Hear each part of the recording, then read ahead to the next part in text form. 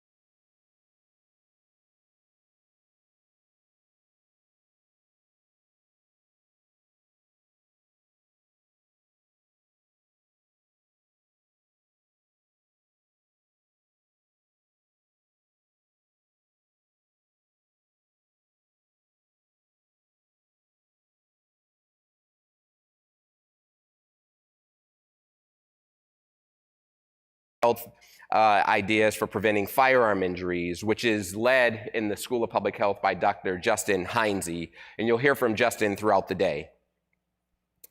I think all of us are here today because we understand how critically important the issue of gun violence is in America and how urgently we need action to address it. It's an issue that has unfortunately touched many of us, and that's in deep personal ways, but also at a community level. And we have certainly felt the impacts within our own communities here in Michigan, in the aftermath of the Oxford High School shooting, and 1 year ago, the devastating shooting that occurred at Michigan State University. These are far from the only firearm-related tragedies that occur in Michigan. On average, nearly 1,400 people die every year by firearms in the state of Michigan, and this number nationally is over 43,000. Firearm fatalities are largely split between homicide and suicide, and nationally, roughly 60% of those are in suicide, and that number in the state of Michigan is about 56%. And there are clear disparities that play out in both of these domains. White men are overrepresented in gun suicides.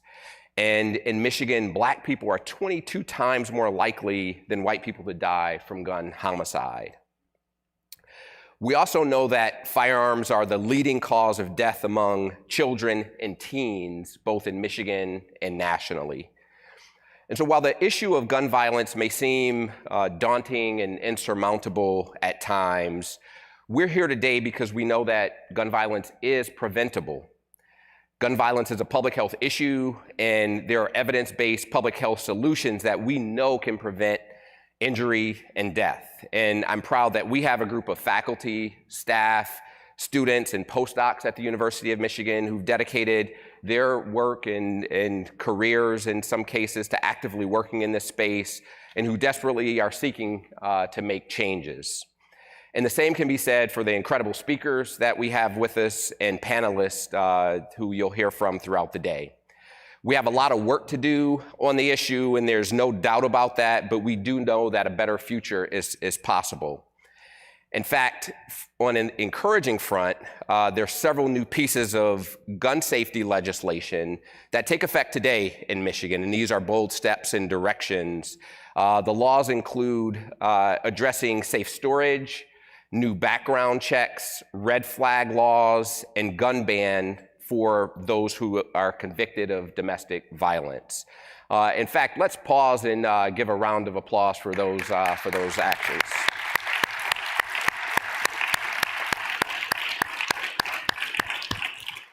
for far too long, we just haven't had the appetite as a society to take the bold action necessary. And, these new laws certainly are reflective of the potential for the change that we know is possible. I'm looking forward to many informative and engaging conversations about the topic in today's event. Before we dive in and get started, I want to give a few reminders, starting with several thanks. So first of all, thanks again to Brandon and the panelists for joining us.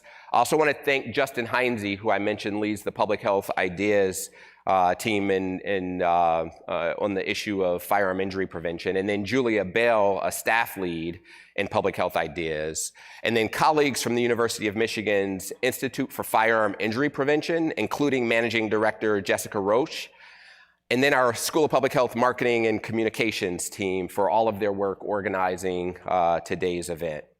And I want to thank you in the audience for joining us. We also have a high registration number who are joining us live stream. So wherever the camera is on live stream, thank you also for joining us today.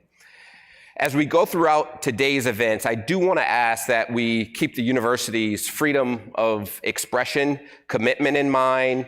The university believes in the freedom of expression, which extends to all of our speakers and panelists today, as well as everyone in the audience.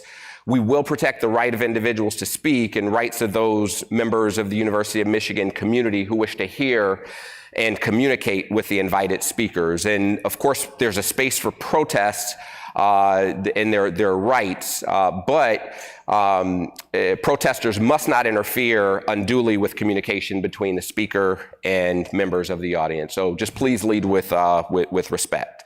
And then as a final note, I know this can be a really difficult and challenging topic. Mention the ways in which it's personally impacted many of us in the room. So I also want to encourage you to keep self-care top of mind as we enter and delve into this difficult and heavy topic today. If you need to take a break, whether here in the room or on live stream, make sure to do so and do what's best for you. So with that, we're ready to dive in. I'm very pleased to introduce Dr. Rebecca Cunningham, who serves as the university's Vice President for Research and Innovation. Over the course of her career, Dr. Cunningham's research has focused on injury and violence prevention and public health. She's really been a champion in this area. So Rebecca, we're delighted to have you join us, and I'll turn things over to you.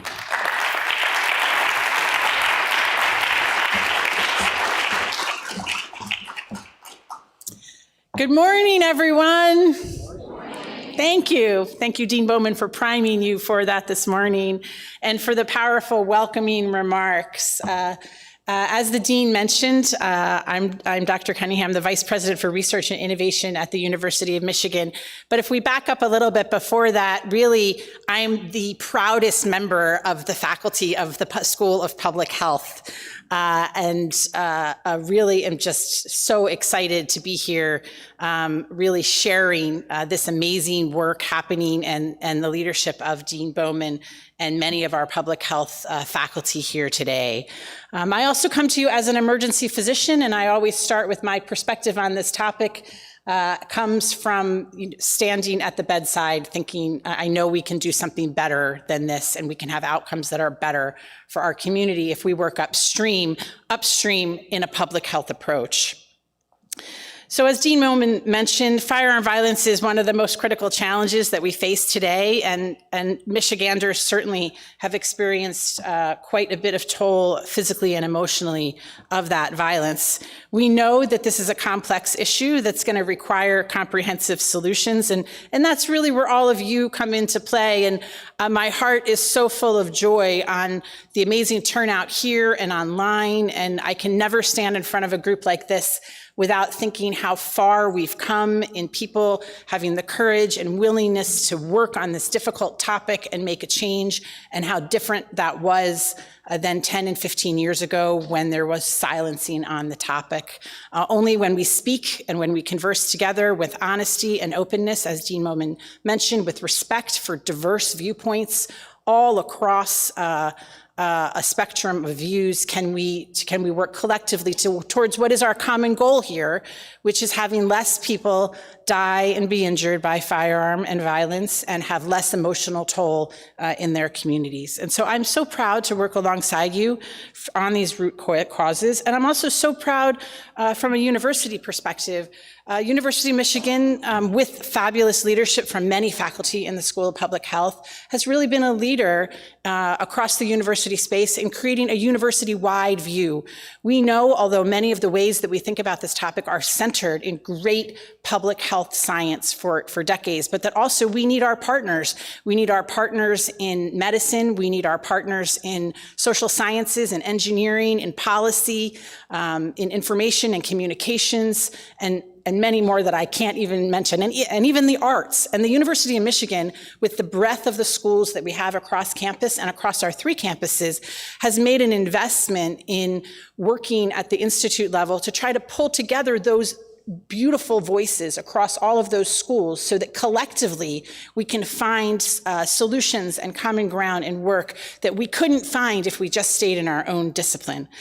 That's the beauty of the way universities can work together, and it's something, if you're not already deeply engaged from a public health perspective with your colleagues across other schools and disciplines and other points of view, I deeply encourage you to go out and get that and have those great, difficult and crucial conversations. The university's dedication to addressing this critical question across our state, nation, and world, is evident. Since the launch, our institute has made really tremendous progress, again, with work across all of the schools, working with state and local leaders to develop and implement evidence-based strategies to reduce harm in our schools, communities, healthcare centers, and otherwise. We really need everybody's voice. We're working with firearm owners in the Upper Peninsula, in the most rural parts of Michigan.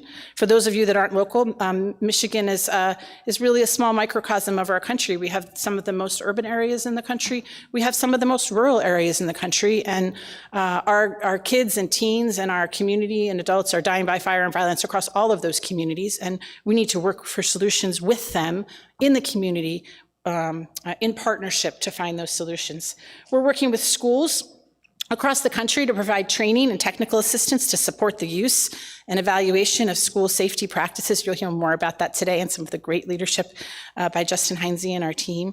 An absolutely team effort, and I'm so excited to continue what's been an amazing partnership with the leadership of Dean Bowman and the School of Public Health and this IDEAS initiative. By expanding our interdisciplinary work happening in the space, we really will be accelerating our impact. It's important to note, again, that we're committed to ensuring that everyone who is interested in solving this crisis has a seat at the table, no matter what voice or perspective you bring to it. As someone who's now worked in this area for more than 2 decades, I know at times this topic can feel bleak and deeply painful, but also I see, again, so much hope in the progress and the work that you all have created and the momentum that we have so far that will create a path forward. And if we don't start and move swiftly, we won't see that change. And it is only with this momentum that we find that we will do so. Today's event is a great example of what happens when change is needed, when hope fuels that movement and change, and that need and courage to know that we have to have difficult conversations to move forward.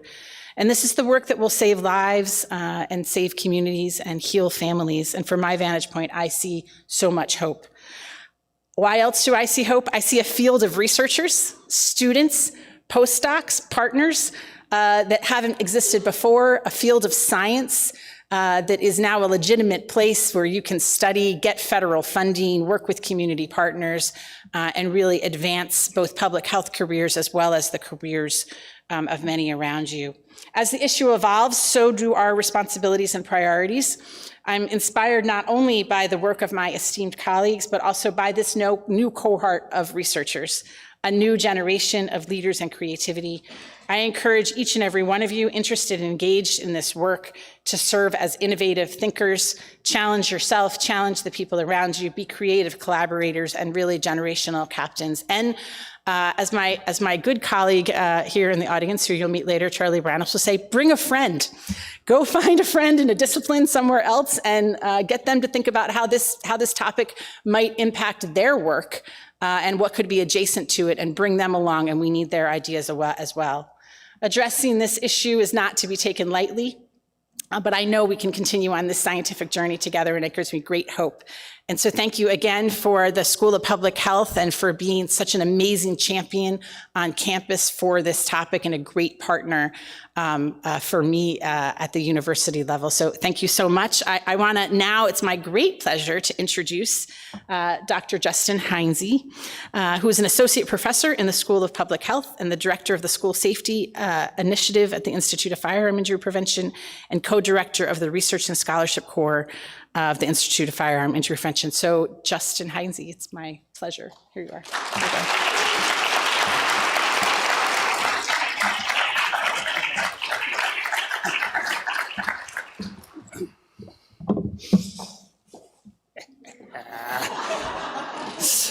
Thank you, Dr. Cunningham. Thank you, Dean Bowman. Folks, I've been looking forward to this event for a long time, and I'll be honest with you, I really didn't know what to expect.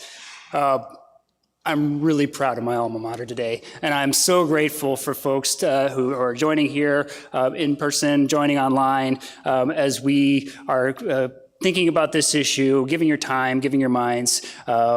This is our time to act. But I'm very, very excited, and it's my distinct pleasure to introduce our keynote speaker today, Brandon Wolf. Brandon is a nationally recognized LGBTQ civil rights advocate, leader in the movement to end gun violence in America, and survivor of the 2016 shooting at Pulse nightclub. After narrowly escaping that night, Brandon channeled his life into fighting for a safer world for future generations and honoring victims of injustice with action. Brandon Lee recently served as the press secretary for Equality Florida, the state's LGBTQ civil rights organization, and is currently the national press secretary for the Human Rights Campaign. And in his debut book, A Place for Us, was released to great acclaim and became an instant bestseller in July 2023. He's a frequent face on MSNBC, CNN, Black News Channel, and is featured voice in CNN Digital, Newsweek, USA Today, among others. Brandon has graced the cover of Days magazine and LGBTQ publications nationwide, recently being named one of the Logo TV 30. He has been recognized as one of Huffington Post's 30 LGBTQ influencers under 30 and Business Equality magazine's 40 LGBTQ leaders under 40. Brandon was a national surrogate for Senator Elizabeth Warren's presidential campaign and an advisory committee member for President Biden's general election bid.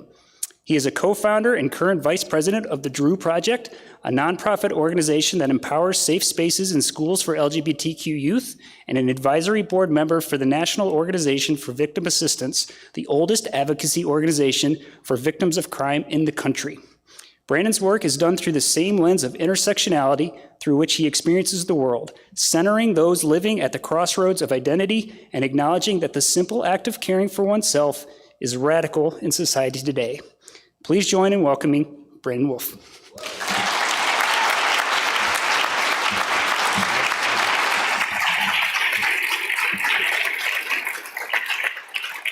Thank you so much for that warm introduction. How are we doing, Ann Arbor? Good. That's what I like to hear. It is so wonderful to be here on campus, and it's really, truly amazing to see all of your faces here, to know that there are so many of you online. As you mentioned, Doctor, this is a huge change for the movement to end gun violence. Before I get started, I do want to just acknowledge that today has significance in this community. It was a year ago that there was a tragic shooting at Michigan State University. And I also want to acknowledge that we're just one day away from a 6-year remembrance of the day that a gunman took 17 lives at a high school in Parkland, Florida, which propelled millions and millions of people to look at this issue in a different way. You know, I didn't have any grand dreams of moments like this or stages like these. I didn't imagine that I would be a warrior to end gun violence in America, a fighter for LGBTQ civil rights. I didn't have those grand dreams because for most of my life, I was a young, queer, black kid just trying to find a place to belong. I just really, really wanted to be normal, like all the other kids around me. I tell people all the time, I still identify as a Floridian. I've lived in DC for 6 months. I think I'll hold on to Floridian for a long time. But I am not a Floridian by birth. I'm a Floridian by choice. And yes, when I say that, I usually get the same response. People look at me like, blink twice if you need help. Maybe, do you have Stockholm syndrome? We're not sure. I didn't grow up in the state of Florida. I grew up in the state of Oregon, just outside the city of Portland. And when I tell people I'm from Portland, I also get much the same response every time. They're like, oh, I love Portland. Everybody must have pink hair and tattoos. They drink craft beer. They smoke weed. It's like liberal woke-topia. You can be whatever you want to be, and it's totally fine. And maybe that's true if you live in the city of Portland. But like a lot of this country, I did not grow up with skyscrapers and Uber Eats. I grew up with, cow towns and a single stoplight that blinked after 7 p.m.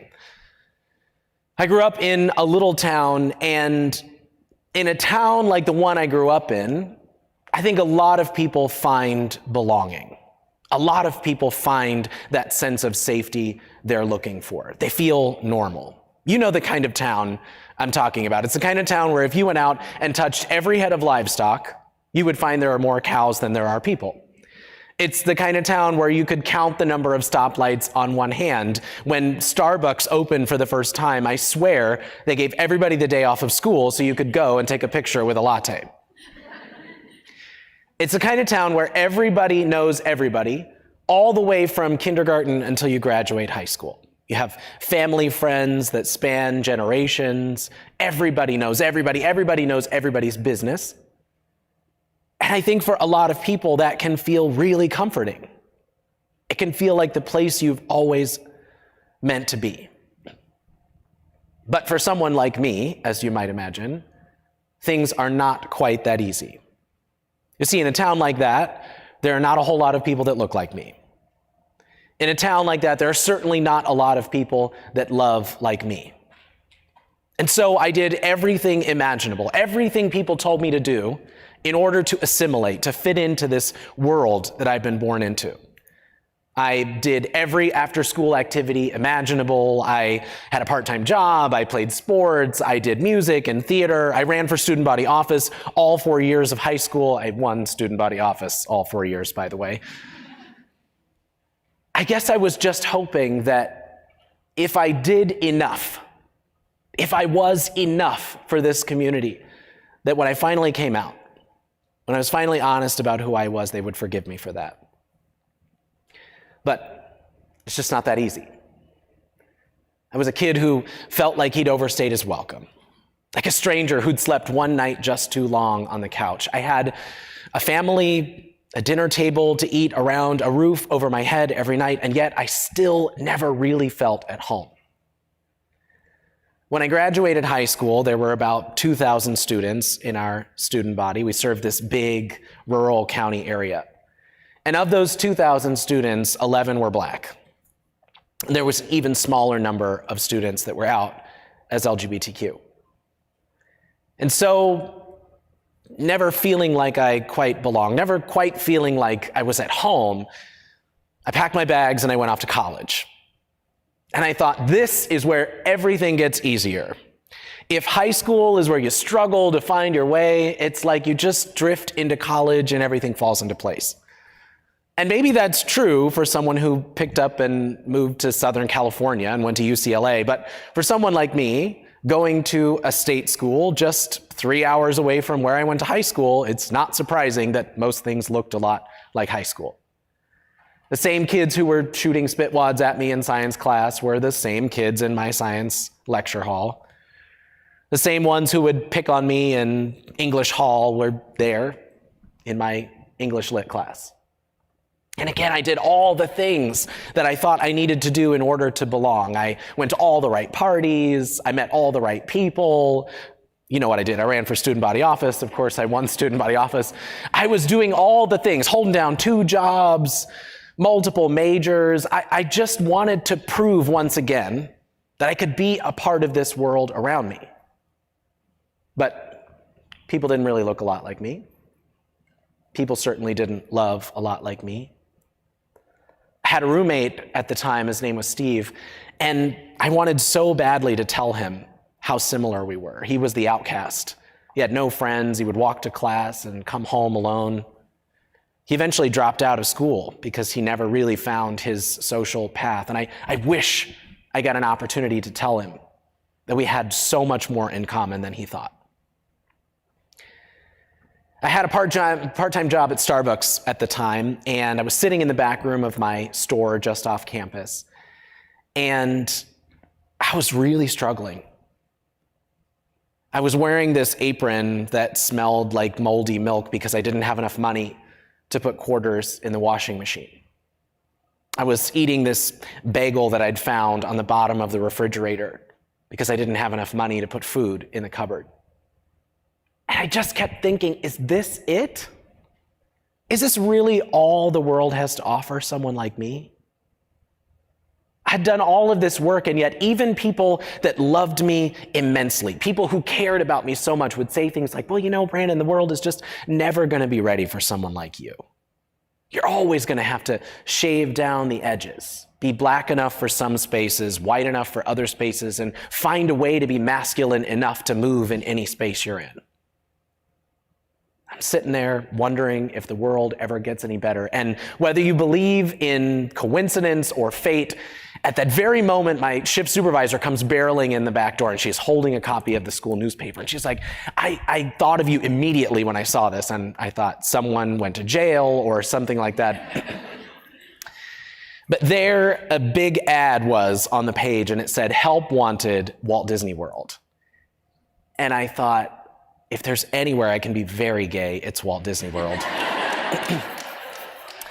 So I did what any good college student does. I called my grandmother and I said, "Grandma, I have this amazing plan. I'm going to drop out of college and I'm going to move to Orlando to work for Disney World." And like any good grandmother, she said, "How much do you need and when do you leave?" I flew to San Francisco. There's a whole funny story about how I thought it was a vocal audition. I was a music performance minor. It turns out it was a dancing audition. But I put on my sneakers, I faked it. 2 weeks later, I get a call and they're offering me the job at Disney. I remember telling my dad that I was leaving to go take this fabulous new job. And you could just see the look on his face. He said, "Well, have you ever been to Florida before?" And I was like, "No, but Dad, gay and Disney, I can do those things." So I took a leap of faith, perhaps the first real leap of faith I ever took in my life. I packed 2 suitcases and I moved 3,000 miles away from home. I still remember the day that I moved to Florida. It was August, it was mid-August. And so like any good Portlander, I had on my favorite windbreaker, I had my cute little rain boots on, I was like ready to take on the world. I touched down in Orlando, walk out the doors of the airport onto the surface of the sun, and thought, this Pacific Northwest boy does not belong here. People told me the world would never be ready for someone like me. Perhaps the world is really not ready for someone like me in that weather. But while the climate, the actual temperature was oppressive, there was something different about the Orlando space. As I was waiting in line to get my credentials for work, it was kind of inspiring. I saw more faces that looked like mine than I'd ever seen before. I heard more people talking about love like mine than I'd ever heard before. It's like I had stumbled into a world that was so much bigger than I could have possibly imagined. I knew in my core that there was more than sitting in the back room of a Starbucks eating a moldy, day-old bagel, but I couldn't conceptualize it until I was standing in the middle of it. And so I wanted to soak it all up like a sponge. I found this new sense of belonging and safety in foods I'd never tried before, in languages I'd never heard before, in cultures I'd never experienced before. I had one roommate from Puerto Rico and another from South Korea, and I wanted to know everything about both of them all the time. I found safety and belonging in spaces that were designed for people just like me. For the first time, standing on dance floors surrounded by black and brown queer people as if they'd been there all along waiting for me. And I found a sense of safety and belonging in chosen family. Now, at the time, that is a phrase that I also couldn't conceptualize. I'd heard it before, I understood its meaning, but you don't really know what chosen family means until you stumble upon it. Well, in 2014, I met my best friend, Drew, and he changed my life forever. I still remember the day we met. It was a blind date, well, sort of a half-blind date, because I'm a millennial gay man, which means I thoroughly Instagram stalked him beforehand. And as I'm scrolling through his Instagram profile, you know, like picking names for our children, deciding who would take whose last name, all of the priorities when you discover your future husband on Instagram, I noticed that I have a mutual friend liking all of his pictures too. And so I reach out to this mutual friend. I said, if there's ever a leap of faith, again, I need right now in this moment. I said, hey, I see you also know my future husband, Drew. I wonder if you could set me up on a date with him. And he said, yeah, sure. Connects us, we set up a date. We get to date day, and you should know that I am very inherently an introverted person by nature. I think that surprises people sometimes, but I am deeply introverted. So I get nervous, especially with the one-on-one interaction that comes with a first date. And so I've got to spend the day hyping myself up. So you can imagine I'm standing in my bedroom, I'm with a full-length mirror, and I'm like, okay, he's gonna ask you what your favorite food is. The answer is Mexican food. He's gonna ask you what your favorite color is. The answer is green. So I put on my favorite pair of underwear, knowing no one would see it but me, and I bolt out the door. I drive to P.F. Chang's at the Millennium Mall, a very classy establishment. And I park just far enough away from the front door so that if I have some embarrassing episode, I can bolt out, he won't see what I drive, and I'll never have to see him again. I get out of the car, I walk up to the doors, and I can see him sitting inside on the bench, and he looks exactly like his Instagram profile. So of course, now I'm extra nervous, my hands are sweating, all of that. I pull open the door, I sit down next to him. There was about a 20-minute wait for our table, and so he ordered us a round of drinks. He's sitting there and he's holding this big martini glass. And he's like, all right, Brandon, I have a question for you. And I said, well, I've been preparing for this literally all day, so hit me with your best shot. And he said, I wonder what your thoughts are on the for-profit healthcare industry in America and its impact on consumers. I swear to God, I almost blurted out green, because that's what I'd rehearsed over and over that day. Green was not the right answer. I had had a couple of sips of my liquid courage, and so I went into my, fully socialized medicine in America, single payer, why would you ask? And we got to the end of this conversation, and I said, well, why would you ask a question like that? And he said, well, I work for a for-profit health insurance company, so I wanted to see how awkward I could make this date.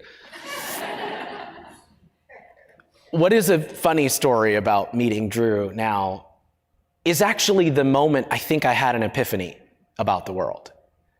Because that one conversation about healthcare in America turned into an entire night of talking about the things we love, the things we hate, the shows we're watching, old flings. And you know what was so fascinating about Drew is that not once, sitting in the middle of a crowded restaurant on, a Friday or Saturday night, not once, when we were talking about old relationships, did he look over his shoulder first to make sure that the booth behind us didn't hear us talking about boys instead of girls. Not once did he stiffen his wrist or deepen the gravel in his voice to avoid detection. And he was probably the first person who ever sat and had a conversation with me honestly about what I think about the world without an ounce of judgment. I had been told for so long that the world was never going to be ready for someone like me, and yet here was this person sitting in front of me, mixed race, queer, proud of it, and it was as if his entire existence said the world had better get ready for us because we were already there. It was magnificent. And I wanted to know everything about what made Drew Drew. Now, I regret to inform you, we did not get married. We did not have children. Those names are still on a notepad somewhere just in case. But we were destined to be best friends. And so we became attached at the hip. We did everything together. We went out, we stayed in, we traveled. There was a moment in time where Drew somehow tricked me into moving into the apartment next door to him. That's another story for another time. Everything was amazing. I wanted to know how this person could be so confident in who he was. So I spent every waking moment in his presence trying to soak it all up.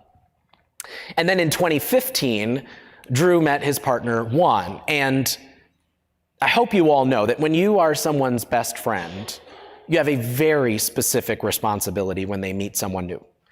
And that is to make that person's life as difficult as humanly possible to make sure that they're good enough for your best friend, right? I'm trying to put them through the ringer just to make sure they're really in it for the long haul. So this mysterious Juan character appears and starts showing up to things, and I did my duty as best friend. I, gave him silly nicknames that never went away. I gave him the wrong address to a restaurant we were going to more than once just to see how mad he would get. I would corner him in a bar and question him about every relationship he'd ever had just to make sure he wasn't going to hurt my best friend.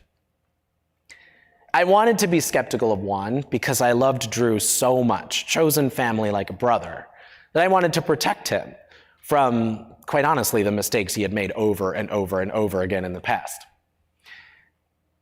But it was impossible when you saw Drew and Juan together not to immediately understand that they were the same person. That they had the same energy. They were that really irritating couple that's sitting in the middle of a room, there's 20 other people, and it's like there's nobody else that exists on planet Earth. They're just looking into each other's eyes like energy has enveloped them and they're shielded from the world around them.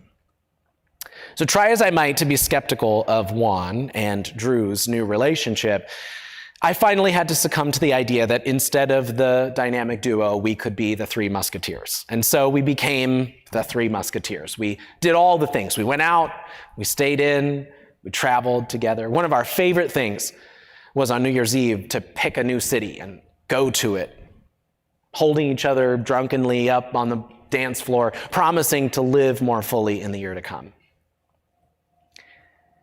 I think what I'm describing to you is normal. I had stumbled upon normal.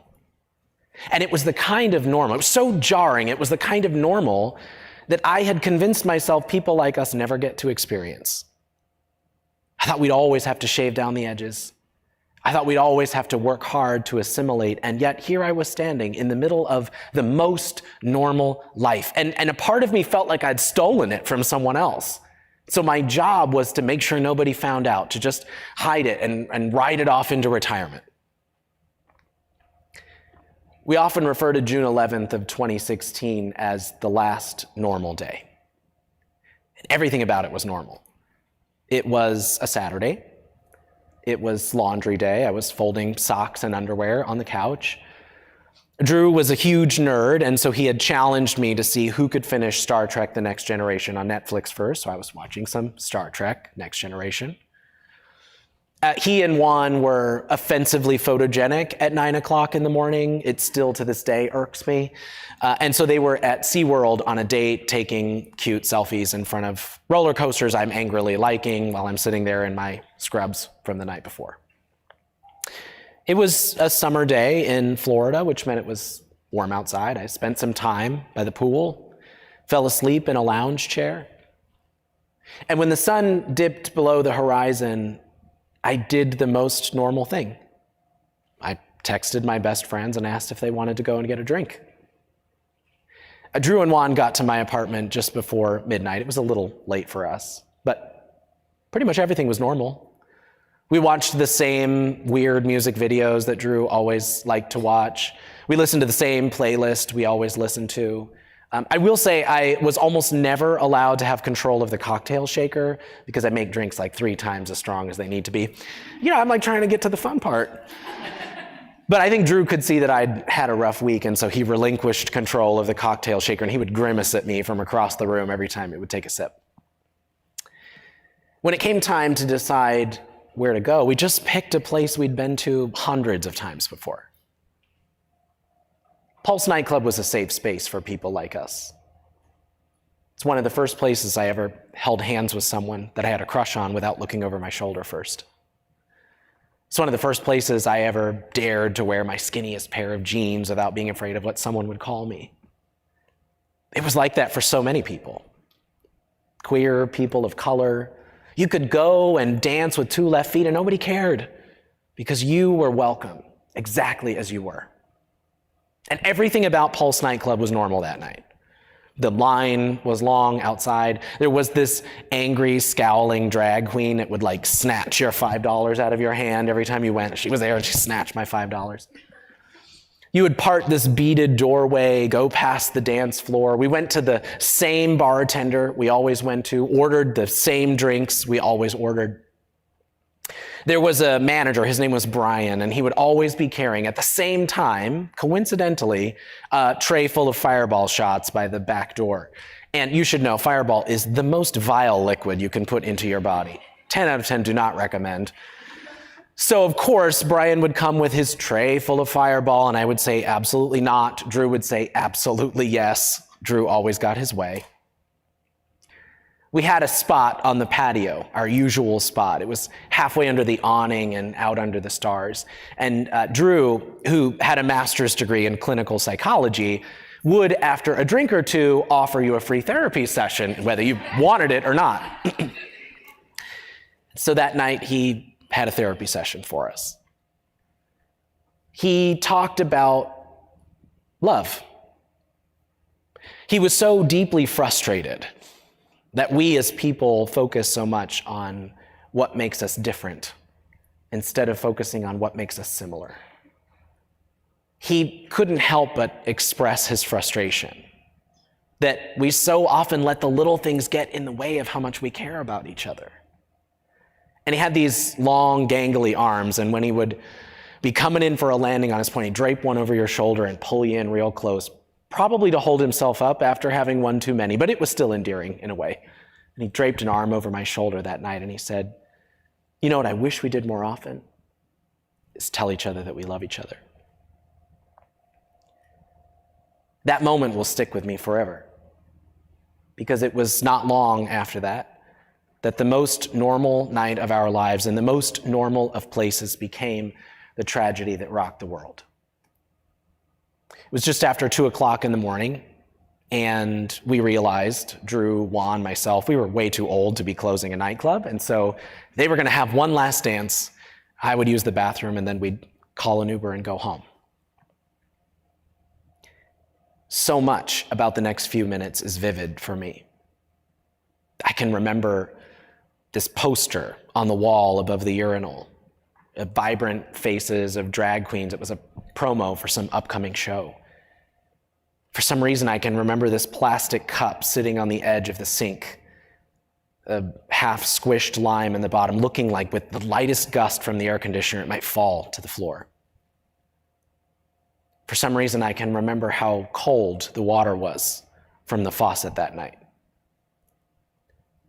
And I will never forget the first sound of gunshots. The hair standing up on the back of my neck, the smell of blood and smoke that started to waft into the room.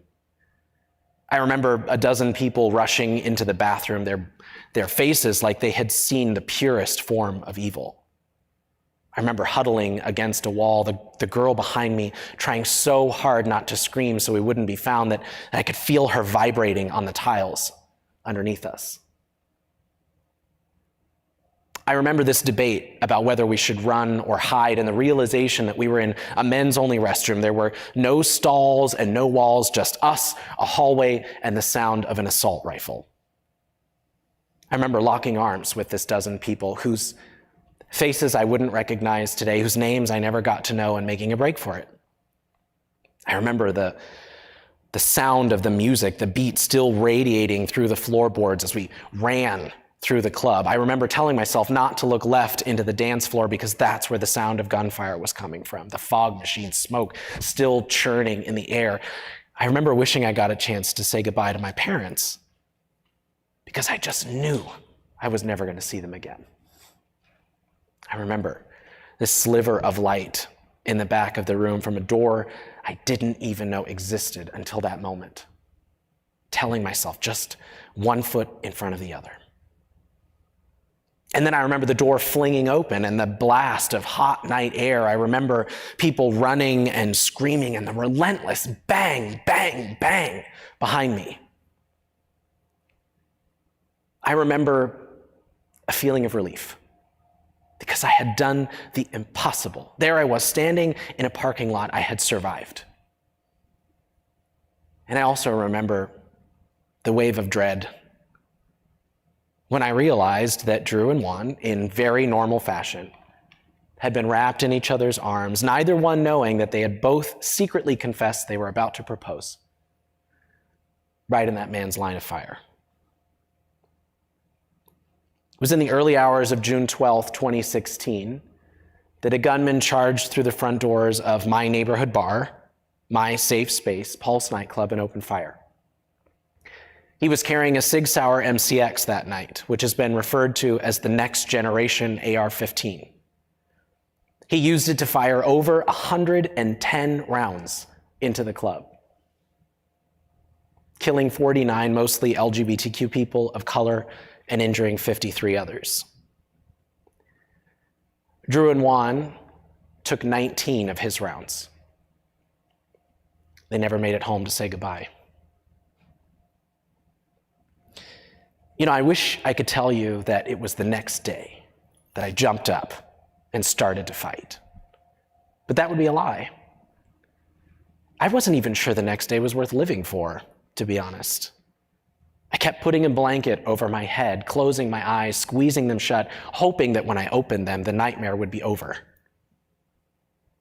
But every time I opened them, it was the same. Deafening silence in my apartment where the sounds of Drew and Juan had once been. Little by little, I started to consume the way the world was talking about our tragedy. And it infuriated me. Because there on the television screen were, I'm sorry, but a bunch of cisgender, white, heterosexual, older men talking about how our tragedy fit into the boxes of politics. Would it help Hillary Clinton or Donald Trump in the general election? Would we have a conversation about guns, or would that be just too tricky at the polls? There were people on TV talking about us without talking about us. They weren't talking about the fact that it was Latin night at the club, that these were mostly LGBTQ people of color. They weren't talking about the lines and lines of gay men wrapped around the local LGBT center, trying to donate blood but being denied because of FDA policy. They weren't talking about the fact that the gatekeepers to resources for those who had been impacted were the FBI, meaning that those who had undocumented family members couldn't come forward for fear that they would be deported for trying to get help with funeral services. They weren't telling our stories. And what I saw over and over again were the faces of politicians who so desperately wanted to use this issue to make a fundraising email or end up on Fox News one more time, but had no interest in real conversations about solutions. So I decided that if I didn't share Drew and Juan's stories, that they might just be faceless names on a wall somewhere forever. That they might just be two more names on America's long list of gun violence victims. That if I was going to help to make a difference in their honor, that I would have to fight for it. So I started volunteering. My first volunteer engagement ever was a cold email I sent to the man running against Marco Rubio. I said, "Hi, I'm Brandon. Here's my story. How can I help beat this man?"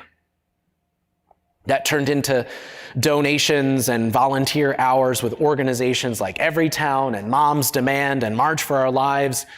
I started working in the LGBTQ civil rights space so that we could finally change the tide on the kind of societal environment that creates a moment like Pulse. I wanted to do something different.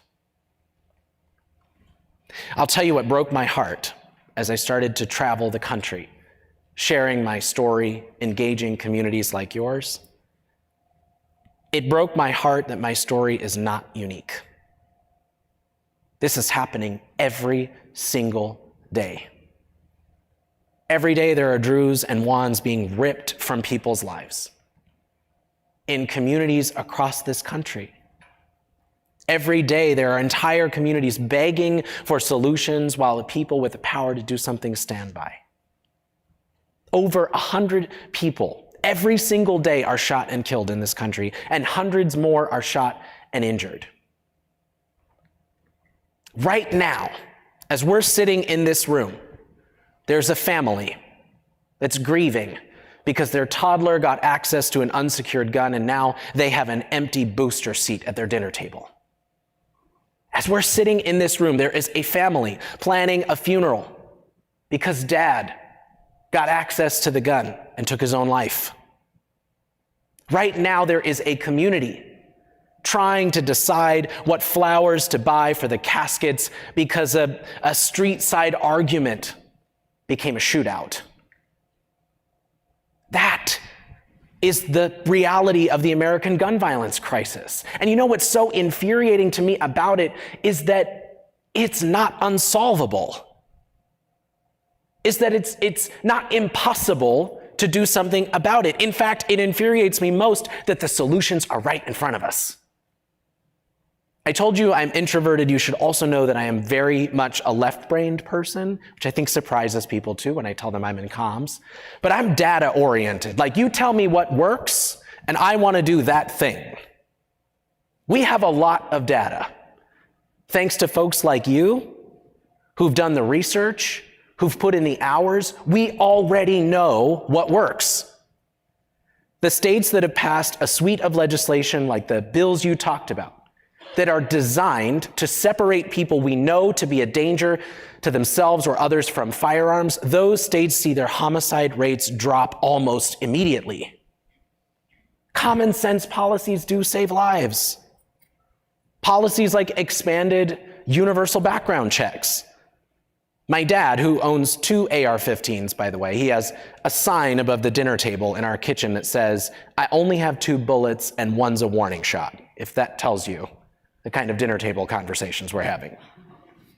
Even my dad can agree that if he had to take a background check to get that gun, so our neighbors should have to take a background check to get that gun. Policies like extreme risk protection orders, where someone can go through a court of law, follow due process, and take action to temporarily separate someone from their firearm when they are in a moment of crisis. That works. And yes, I fundamentally believe, this is just speaking as me, that in a 2024 urbanized society, weapons designed for a battlefield have absolutely no place on the streets of our communities, period. We have a lot of work to do. And so the question for us today, as we embark on this journey, is what do we do about it? Because yes, the policy component is really important. That's what I've steeped myself in. I told you I live in DC now. Whew, we got a lot of work to do there. The policy part is really important. Common sense policies will absolutely save lives. And if you want to get engaged on this issue, that's the place you could probably start. You could start by volunteering at organizations. You can get to know who your lawmakers are. I'm not going to ask people to raise their hands, but I wonder if you know not just who your governor is. We love her, Big Gretch, by the way. Not just if you know who your governor is, but if you know who your state senator is, if you know who your state representative is, if you know who your county commissioner is, if you can drill all the way down, and if you are actually holding every single one of those people accountable. You can start there. You are a trusted messenger for someone in your community. My dad, I told you, he's never going to turn on MSNBC, watch a Rachel Maddow segment, and be like, okay, my mind has changed. But you know whose calls he takes? Mine. Because he loves me. We can have conversations that he would not have with absolutely anybody else. They don't come with judgment. They're just a dad and a son talking about the world in front of us. You are that trusted messenger for someone. That's part of the policy work too. Because preventing gun violence is a democracy project. It's a project in changing the way our country works to keep people better and safer. But outside of that, we have so much more work to do. not just in a policy lane. The social work majors have work to do, to care for communities, to help address the root causes of violence. The folks in public health, you have work to do, to keep delivering the research and the data we need to help us target our solutions to save lives.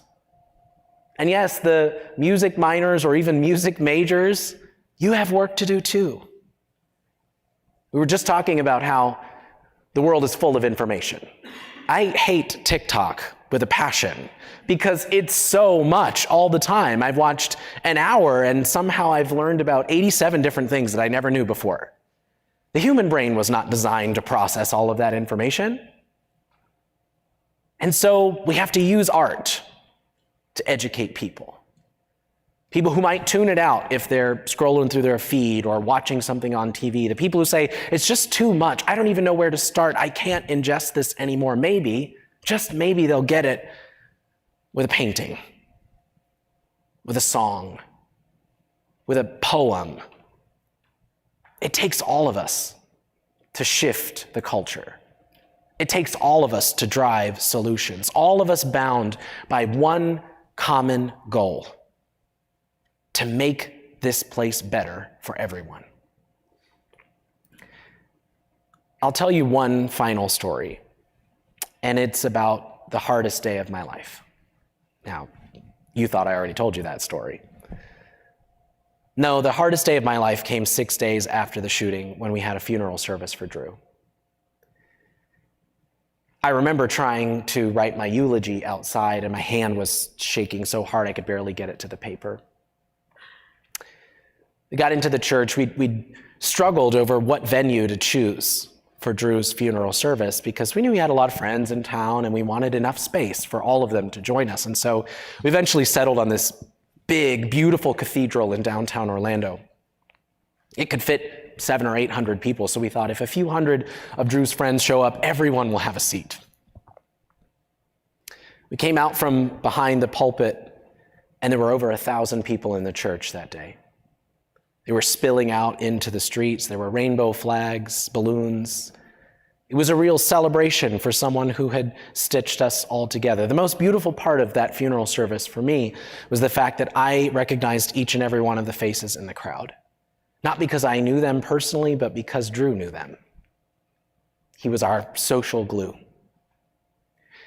His mom asked me to be a pallbearer that day, and as I was helping to push the casket down the aisle, I found myself gripping the side so tightly that my knuckles were turning white.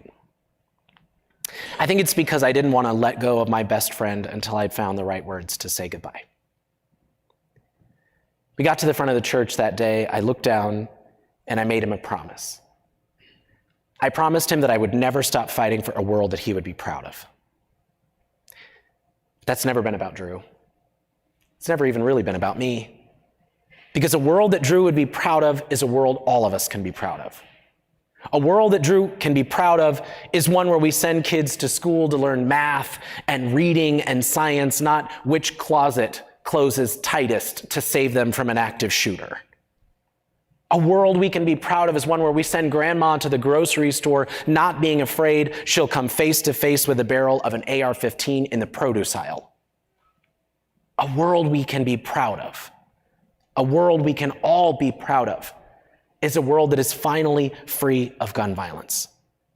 A world where we decide the better and safer future we all deserve. And I'll tell you, I believe that a world that Drew would be proud of, a world we can all be proud of, is not just possible, I think it's inevitable. I think it's inevitable because of the people in this room, because of the work you are doing, because of the voices you're going to hear in panels today. This is where the work happens. And when we reach that place, the world that Drew would be proud of, the world that all of us can be proud of, I think that the possibilities of the future are endless. So I want to say to you, thank you, thank you, thank you for your work. Thank you for having me. It's an honor to be here.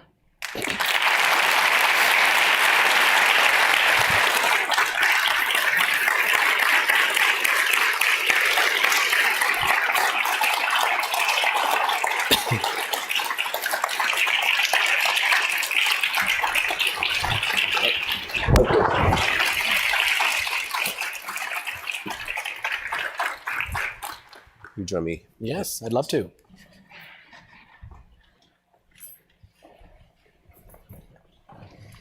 It was nice they turned the timer off, so I didn't. So I'd like to just start by thanking you for your words of inspiration, and for your courage and how you've used your own lived experience, the horrific tragedy that you experienced, and translating that through a promise to Drew, and efforts that will help to improve the world for all of us. So I want to start just by thanking you, and let's give them another round of applause. Thank you.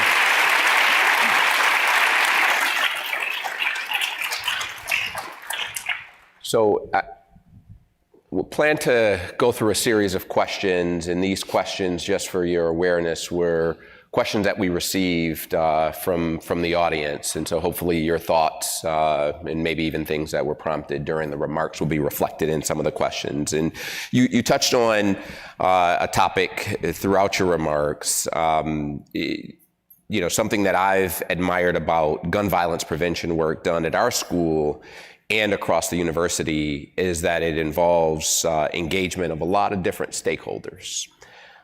People from different perspectives. Dr. Cunningham talked about that as well. And our research teams engage with people from varied backgrounds.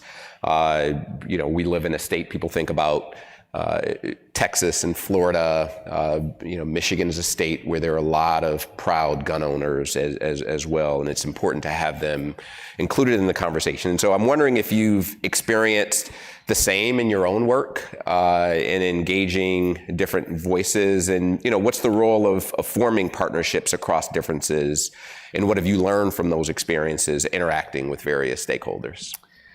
Yeah, I think it's paramount. And I'll tell you, so I started reading a new book. It's called Prequel. It is the new book by Rachel Maddow. It's super fascinating.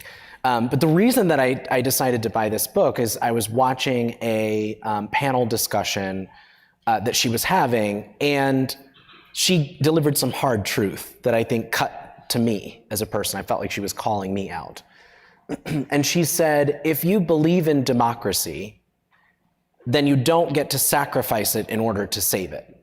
Which is to say, you don't get to say there are some people who shouldn't be a part of the conversation if you truly mean that we're in a democratic society that has to decide the future together, right? And the temptation is human to say, well, if you don't agree with me, you're wrong, and so I'm going to do everything I can to push you out of the conversation. Or there's only one right way to answer this question, and so I'm going to go that path and keep to my ecosystem, and that's going to be my approach. That's just not how it works. I fundamentally believe that the only way we create a better future for our country, for the world, is to work together. And that means sometimes working together with people with whom I don't see eye to eye. I have different perspectives, I have a different lived experience. And so the experience I've had with building coalition and bringing other voices into the conversation is sometimes frustrating.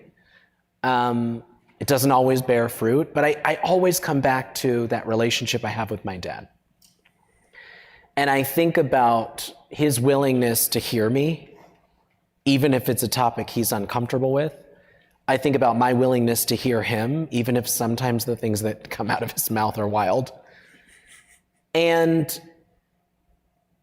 what I've gathered from those conversations and conversations with other stakeholders is just how much we have in common in what we want for our country and our globe.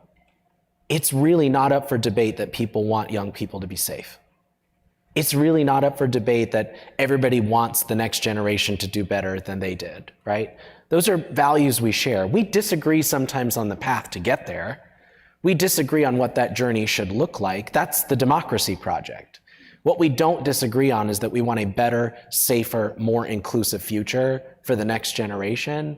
And I think the more we can come back to that, the more we can bring stakeholders in with different perspectives, different lived experiences, different backgrounds and expertise areas. I think the more we do that, the more sustainable our movement will be, the stronger our outcomes will be. And I do think it's paramount to solving the issue. Absolutely. Absolutely. And you touched on this during your remarks, and again, are commenting now, and I'm fascinated just thinking about, the dinner table with you and your father, right? And It's fascinating. And many people in this room also, I think have stories that are reflected in your story. I come from a big family and over 40 first cousins, and every lived experience exists in my family, right? Every perspective exists in my family. And so, I don't know if the pathway for you and your father was a straight one, a direct one, but what would you say to the audience about how to go about that journey to working across difference, engaging loved ones, the people who you care most, deeply about in some cases? What advice would you offer to members of the audience who are seeking to do the same, but maybe haven't found their way to where you are in your relationship with your father? Yeah, thank you. First of all, I promise I won't plug my book a whole bunch, but my book is called A Place for Us, a memoir. And my dad has a really beautiful story arc in there that dives deeply into our relationship. It's been turbulent. It's been challenging. He has not always understood me. I've not always understood him. But the couple of things I've learned that I think I'll share with other folks is, number one, I think we've always found our way back to love, which is really hard to do. But if you keep it as your North Star, as your guiding light, it changes everything. It changes the way you approach everything. And there were moments where I sometimes lost sight of that, where I succumbed to anger and grief and, a feeling of wanting revenge. I was overcome by those things. But when I found my way back to love, it became easier for me to see my dad as a flawed human being, not as the person I thought I needed him to be when I was 12, not as the person I wished he was when I was 18, but as the man he is, right? So I think that's number one, is finding your way back to love. The second thing I would say is leaving room for grace, right? This is especially true in the LGBTQ space. We had this conversation at work not too long ago where there was a dad who was trying to accept his trans daughter and gave an interview and, fumbled it, misgendered her, dead named her a couple of times. And our team was like, well, we can't push this article out. It's so problematic. And my response was, no, it's kind of beautiful, because that's the point, right? Where everybody's on a journey. We're taking people to this place, and we got to leave space for grace for those people to learn and grow and make mistakes and disagree, so long as our end goal is finding our way back to love and this shared common goal we have, right? And the final thing I'll say is, well, there's two more quick things. The first one is that trusted messenger piece that I touched on. Never underestimate that the greatest power you have to change the world is the power you have as a trusted messenger in your circle. I think a lot of people think, oh, if I'm not on TV or giving speeches or writing a book, like, what impact could I possibly have? You're gonna have far more impact on someone in your life than I could ever have, having a conversation like this one. There is someone in your life that when you sit down at a table with them, when you're drinking coffee with them, when you're on the phone with them, you're on FaceTime, you are their lifeline to a different lived experience, a different perspective. Lean into that power, because that is the thing that will ultimately change the world. And the last bit, I promise this time, the last bit is my favorite chapter of this book is titled Forgiveness. And I think the journey that I've gone on to understand what forgiveness really means has fundamentally changed my ability to engage with people like my dad. Forgiveness does not mean I absolve you of the responsibility you have to be accountable to the things you've said or the things you've done. Forgiveness means I'm simply choosing not to carry it anymore. And so I have gone on that journey of forgiveness with my dad that does not allow him to just, get off scot-free. He still has a lot of work to do. I have a lot of work to do, but it allows us to move in a space where I'm simply not going to carry that grief and pain anymore. That's what forgiveness feels like, and you're gonna need that in your toolbox when you're engaging with people like that. Absolutely. Wonderful guidance, wonderful Thinking about our existence in today, what seems like an increasingly divided society, we need people like yourself. Hopefully your words of wisdom resonate with members of the audience who can go in their own trusted circles and help work across those lines of difference. So, you told about your experience in 2016 at Pulse nightclub, and so that was obviously a very targeted tragedy. But I want to know, since that time, we don't want to be naive and view that as a isolated tragedy. And so the question is, in what ways does gun violence impact the LGBTQ plus community? And how should interventions to reduce community gun violence consider the unique risks faced by LGBTQ plus people? Well, it's a great question. There's two things. So in 2021, I worked alongside, I was not at the Human Rights Campaign, but I worked alongside the Human Rights Campaign in Everytown for Gun Safety to help produce a report called the Remembering and Honoring Pulse Report. And it is specifically about the impacts that gun violence has on LGBTQ people generally. And what you find is not surprising, right? First of all, LGBTQ people are more likely to experience hate-motivated violence than other communities. People in, LGBTQ relationships, in some cases, are more likely to experience domestic violence in their relationship. LGBTQ young people are more likely to experience discrimination and bullying, to be threatened with a firearm on school campuses. All of those things are real because of the societal environment we've created, right? And it's only getting worse when you have politicians in places like the states you named, Florida, Texas, and otherwise, who are scapegoating LGBTQ people, using them as a proxy in their war for what is actually political control, right? And so you have this climate where people are saying, ooh, this community is scary, they're bad, they're coming for your children. And then you hand everybody a gun, and it's not surprising what happens next, right? So I think that's the first thing to name, is that LGBTQ people are disproportionately impacted by gun violence because hate is dangerous and armed hate is deadly. And then the second component is that LGBTQ people, as survivors of gun violence, struggle with hurdles that other communities do not. And I would be remiss if I didn't name that the people who are most targeted in the LGBTQ community are Black trans women. And you think about the barriers to resources that LGBTQ people, specifically Black trans women, face every single day, the barriers to healthcare resources, the barriers to financial support in the wake of a crime, the inability to go to law enforcement and trust that their stories will be believed, or that their identities will be respected, or that they as people will be respected. All of those things stop people from engaging with the kind of resources that are necessary to be whole and healthy, and by the way, to break up the cycle of violence, because people who've been victimized very often fall into that cycle of violence that self-perpetuates. So not only are LGBTQ people disproportionately impacted on the front end, but certainly the community, because of obstacles to resources and care on the back end, are disproportionately impacted. Absolutely, absolutely. So you're currently the National Press Secretary for the Human Rights Campaign, and prior to that, you were Press Secretary for Equality Florida, the state's LGBTQ civil rights organization. So you've made a move from policy and advocacy work on the state level to the national level. Can you talk about what prompted you to make that move, and then how's working at the state level similar or different from the work that you're doing now at a national level?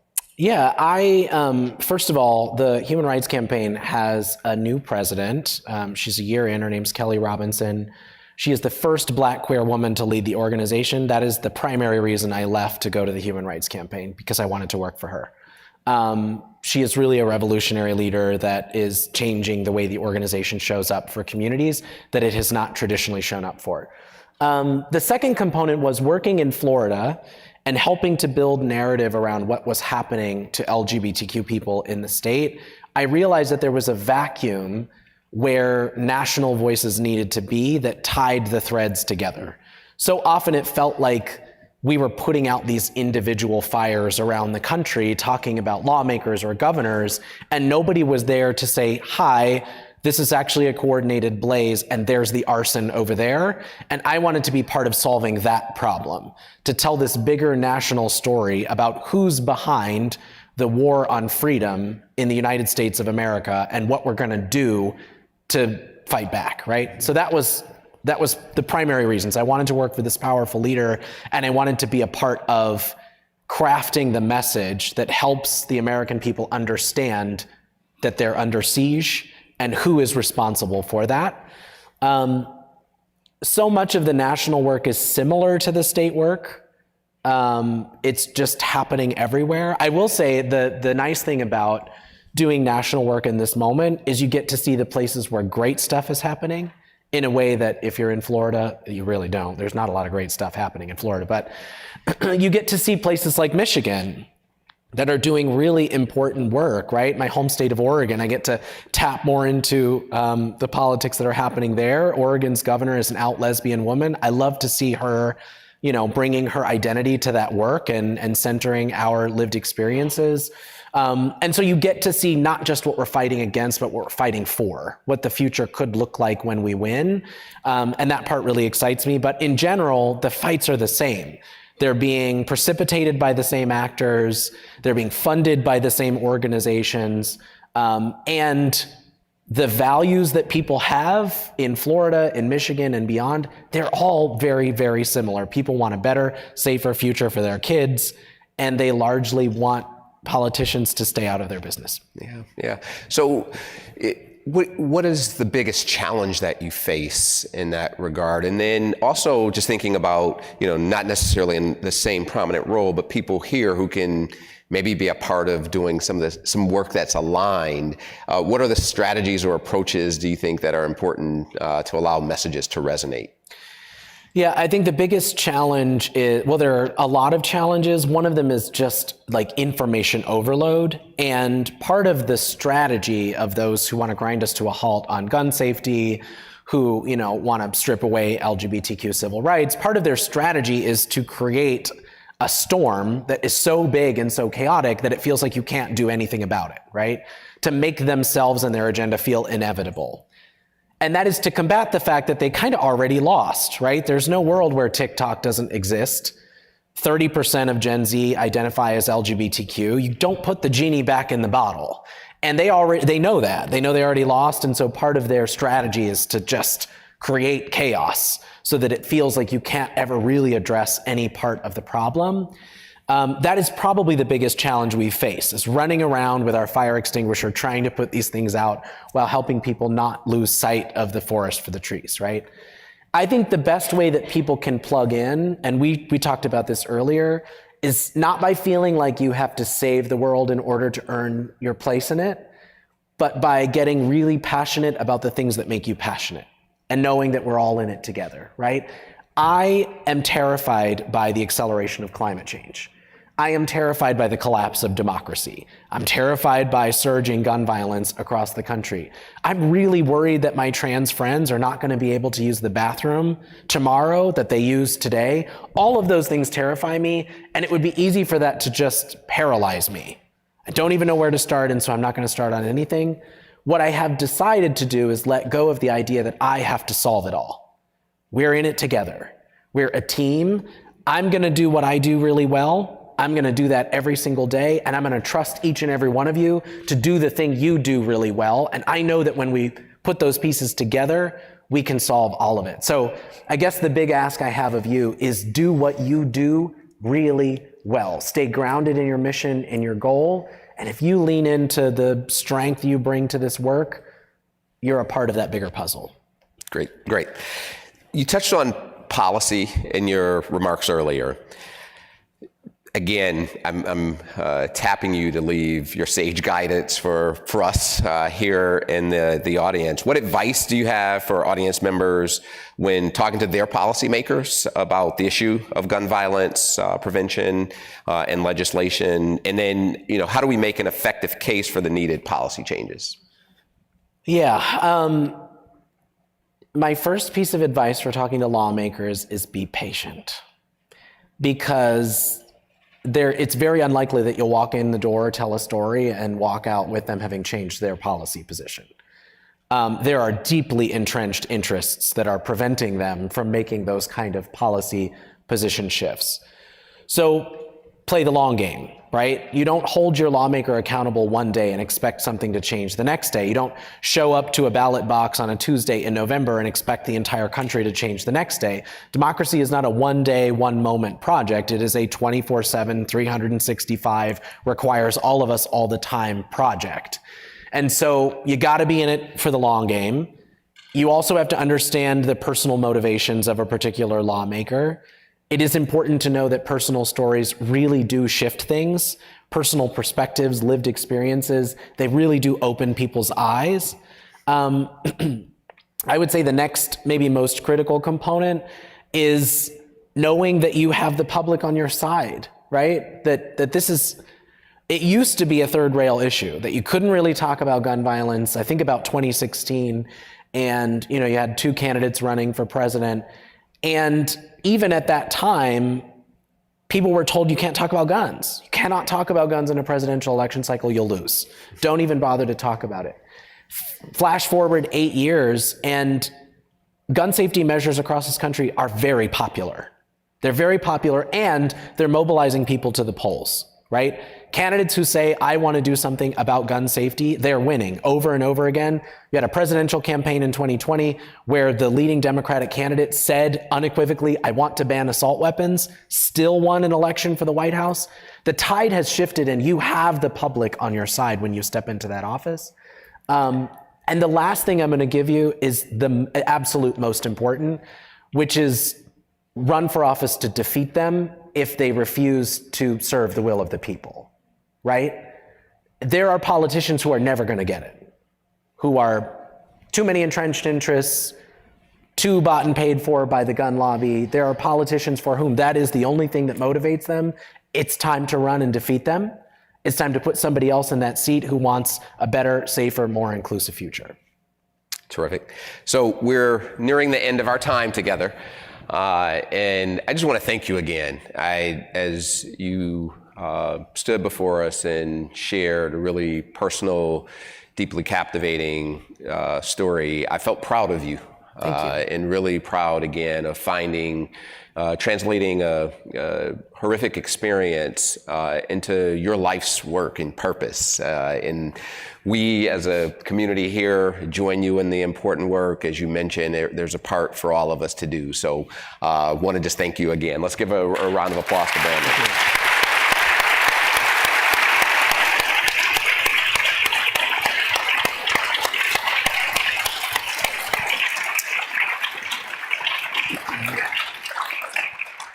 And so just a heads up for what happens now. We're going to transition to lunch. So we do plan to feed you and feed you well. So I invite all of you to the Pendleton Room. You can grab lunch there and browse a showcase where you can learn just about some of the work taking place by the student, staff, faculty, postdocs here at the University of Michigan. And then after lunch, we'll reconvene at 12:30 for a second part of our day. And we have two fantastic panels. The first is focused on policy solutions to gun violence. And you heard some remarks about that. And we have some experts who were really instrumental in helping to move and shift some of the policy changes in the state of Michigan, who you'll hear from. And then a second panel on community engagement solutions to gun violence. And both will take place back here in the ballroom. So hope to see you at 12:30 and enjoy lunch. Thank you so much.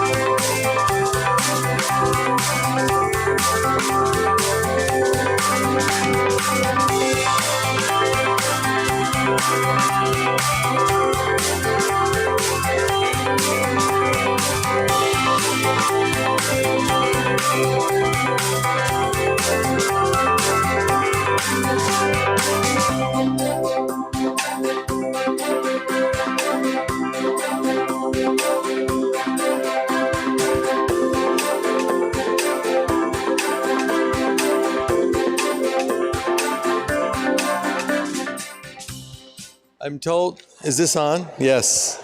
I'm told whenever I was ready. Are you ready? Because it's more important for you to be ready than for me to be ready.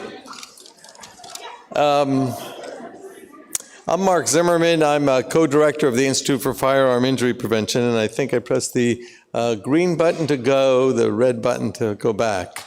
Co-director of the University of Michigan Institute for Firearm Injury Prevention. I'll read it so that I know what I'm saying. First of all, I want to say just a shout out to Brandon to say a personal thank you for the touching story and the motivation about all the work that we're doing here and why we're doing this and trying to make a difference. And the Institute's about the Michigan difference in this process. And I think we're different than every other really center that exists in the United States. There's about 6 or 7 centers around the United States that are starting to focus on firearm violence, but we're the only institute. And we focus on all aspects of firearm injury. You heard that over half of all firearm deaths are actually suicides. There's school violence. There are aspects of rural suicides, urban community violence, mass shootings. And then we also focus on all the antecedents, the things that happened before all those events. Because as we saw yesterday in a talk that was at the Institute from one of the soon-to-be panel speakers, it's the tip of the iceberg. Over 100,000 people a year are hurt and or killed by firearm violence. We have to do better than this. We've been able to land on the moon. We're standing in the building where the Peace Corps was announced, right here in Ann Arbor. The announcement of the clinical trials for the polio vaccine was announced right here on a building not far away from here. And I hope to someday be probably in the audience rather than up here to say that we helped staunch the epidemic of firearm violence in America. And it's many things. So we're looking at the epidemiology, the risk and promotive factors, the root causes. We're looking at primary prevention, and we're looking at interventions and evaluation. We have, as I just spoke about, the different aspects of injury and death, ranging from suicide, school safety, mass shootings, and you can see on one side, and then it's sort of crossed by our cores, which are research and scholarship, which is where we're doing some pilot projects and pre-post award work. And we have a training core, which includes training diverse workforce and researchers as well as practitioners that go out into the world to work on these areas. An implementation core, which is about basically how to scale what works into the world and translate it from the lab to the community. We have policy, where the next panel is focused on the evaluation of policies and translational research to say, well, we know what works. How do we actually make that, put that into practice? The data and methods core that we have focuses on qualitative and quantitative data analysis, mixed methods, research designs, big data, handling big data, and importantly, we have the Institute for Social Research has the granddaddy of all data repositories, and we're creating a data repository of all firearm-related data so that researchers from around the world and around the country can use and look at that and answer questions that are generated from their own heads. Then just in terms of the kinds of programs, and my colleagues will laugh because they'll know that I didn't make this slide because it says impact. And I would never use the word impact. And I see Brent shaking his head. Yes, you're right. You would never use the word impact, but we've had lots of effects and influences in 16 different communities around the state of Michigan. We have a project in the UP with Cindy Ewell Foster, focused on safe storage, working with community partners from multiple sectors. That pilot project that we helped fund, she's a faculty member in psychiatry, is now a larger CDC-funded project working in rural areas up in the UP. We have collaborating with the Ideas program and with Justin's leadership, we're funding a study to Christy Gammerell, who I think she was this morning. I don't know if she's still out there somewhere in the virtual world, still listening, but she's leading a project on LGBTQ plus violence, and particular gun risk and gun violence, and we heard about that this morning as well. We have an NIH-funded project that is a coordinating center to coordinate from 6 different communities, one of which is right here in Ypsilanti at EMU, but there's one in Chicago, Washington, D.C., Arkansas, Texas, and Mississippi, and we're leading that effort as well. And so there's several projects that we have around the country, and certainly in the state of Michigan. I want to say a word about our training education course, especially for any students who are listening. I know I see some of our postdocs here as well. We have the first ever T32, which is a training grant from the National Institutes of Health to fund a postdoctoral program focused exclusively on firearm violence injury prevention. So we have the first one, and some of our postdocs I know are in the audience. I don't know if you want to raise your hand and call you out. Stephen, I see you over there, and some folks over there. So we have one of the first ones devoted to increasing the pipeline of researchers. We haven't been able to do, we've heard, we haven't been able to do a lot of research over the last 30 years, at least not from the federal government. And as that opens up, we have to fill it up with people doing the research. People haven't developed careers. There's not very many people with my color hair doing this work because it was really sort of a dead-end career in many ways, and there's few exceptions to that. And we're trying to help restart that pipeline and have it start flowing with more people. We've funded 30 students from across the university and across levels. So for everybody, we even have some high school students, but certainly undergraduates, graduate students, and postdoctoral scholars. And we've included students from across campus, like the School of Business and, of course, the School of Public Health. We've also involved some folks from STAMPS, which is our art and architecture, our art school, art and design school. I wanted to say something about, Brandon mentioned this idea of even getting the arts involved. We have several projects that we're working with the arts right now. We're working on effects of public art in Detroit, and then we're also looking at engaging kids in those public arts, like developing murals and then looking to see if having public art in places makes a difference in terms of creating safer places in our cities. That's building on some other work we're doing. We're working with some artists from the art and music schools on a project around raising awareness about the firearm epidemic. And tomorrow I'm having lunch with some folks to talk about commissioning a play. So what exactly that'll look like, but more to come, because one of the advantages of the Institute is that we are cross-campus, trying to engage the full spectrum of scholarship and intelligence that we have on campus from multiple perspectives and multiple points of view. And when I teach my methods class, my research methods class, for example, I talk about how research methods is only one way of knowing. There are other ways of knowing, and one of those is through arts. And so we want to certainly engage every part of this campus, and the arts are included. Also, just want to say, and I'll stop here and let us get on to the substance of why we're here this afternoon. But I also want to just say that we have an impact report. Patrick, I said it. I said impact report.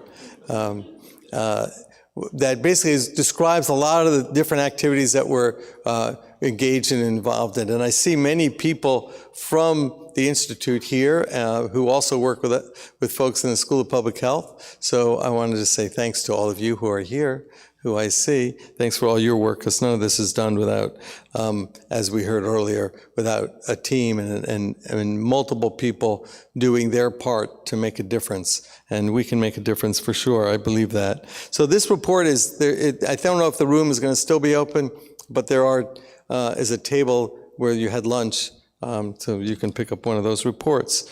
And then I'm just going to leave this on for a second, and you can take a picture of it and get access to our, I presume, I didn't actually take a picture of it, but I think it's to our website, so which I have been to. And I'm old school. I actually had a piece of paper that I read from instead of something electronic. It's lighter. With that in mind, I just want to introduce my, my co-director and colleague, Patrick Carter. He's a emergency department physician and co-director of the Institute. So, Patrick?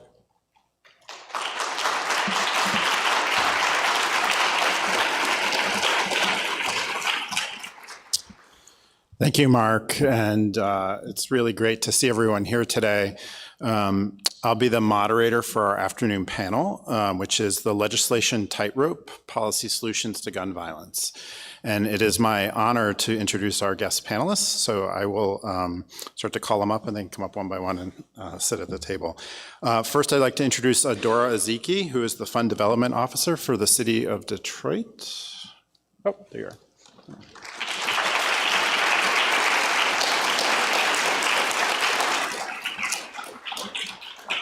Next up is Celeste Kenperwala, who is the leader of the Michigan chapter of Moms Demand Action for Gun Sense in America.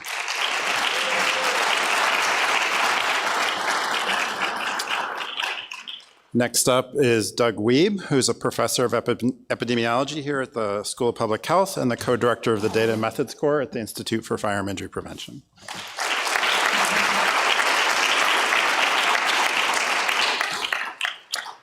And last but certainly not least, April Zioli, who is an associate professor of health management and policy at the School of Public Health and the director of the policy core at the Institute for Firearm Injury Prevention.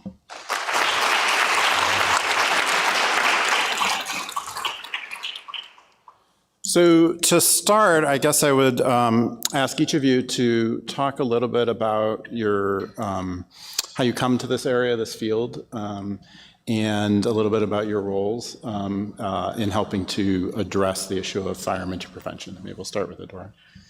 Sure. So once again, my name is Adora Ezeki. I was introduced to this space initially as a youth, doing community organizing and environmental justice work in the Bay Area. That was my first introduction to public health as part of a community action team in my neighborhood. And I was introduced and invited into a really rich public health space that involved different sectors and people of different disciplines, most importantly driven by residents. I would say that on a personal note, I'm connected to injury prevention or this area of violence as a person that witnessed it where I grew up.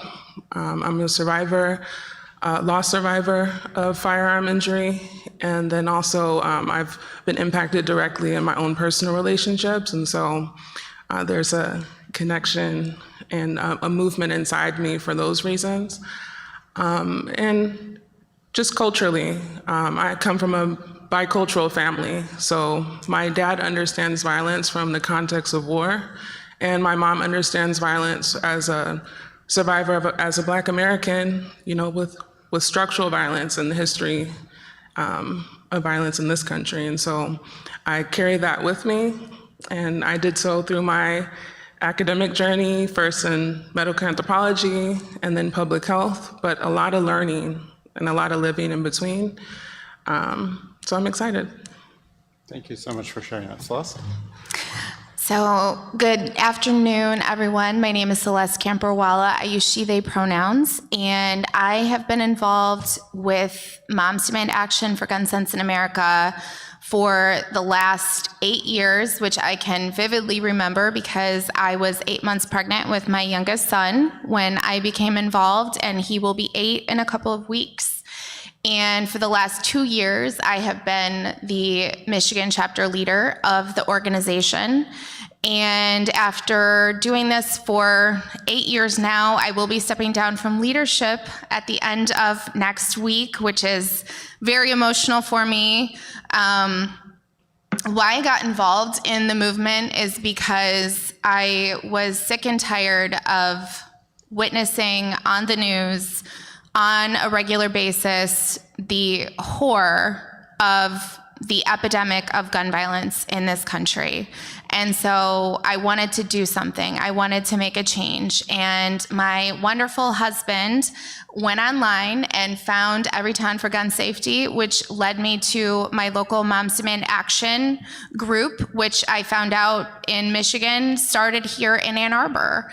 And I found myself at my first Moms Demand Action meeting writing care cards to the survivors of the Uber driver shooting in Kalamazoo, which was near and dear to my heart because I grew up on the west side of the state, and my mom worked in Kalamazoo for many years, and so I was very familiar with the area. And so not only was I sitting there writing care cards, but I sat across from the Michigan founding member of Moms Demand Action. And I happened to mention that my dad took his life with his firearm. It'll be 10 years this April. And she looked at me and she said, "You're a survivor of gun violence." And I was very taken aback. I had never considered myself that.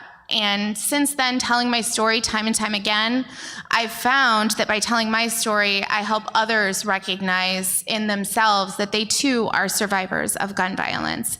And so I continue to do this work day in and day out for the survivors out there and for my children.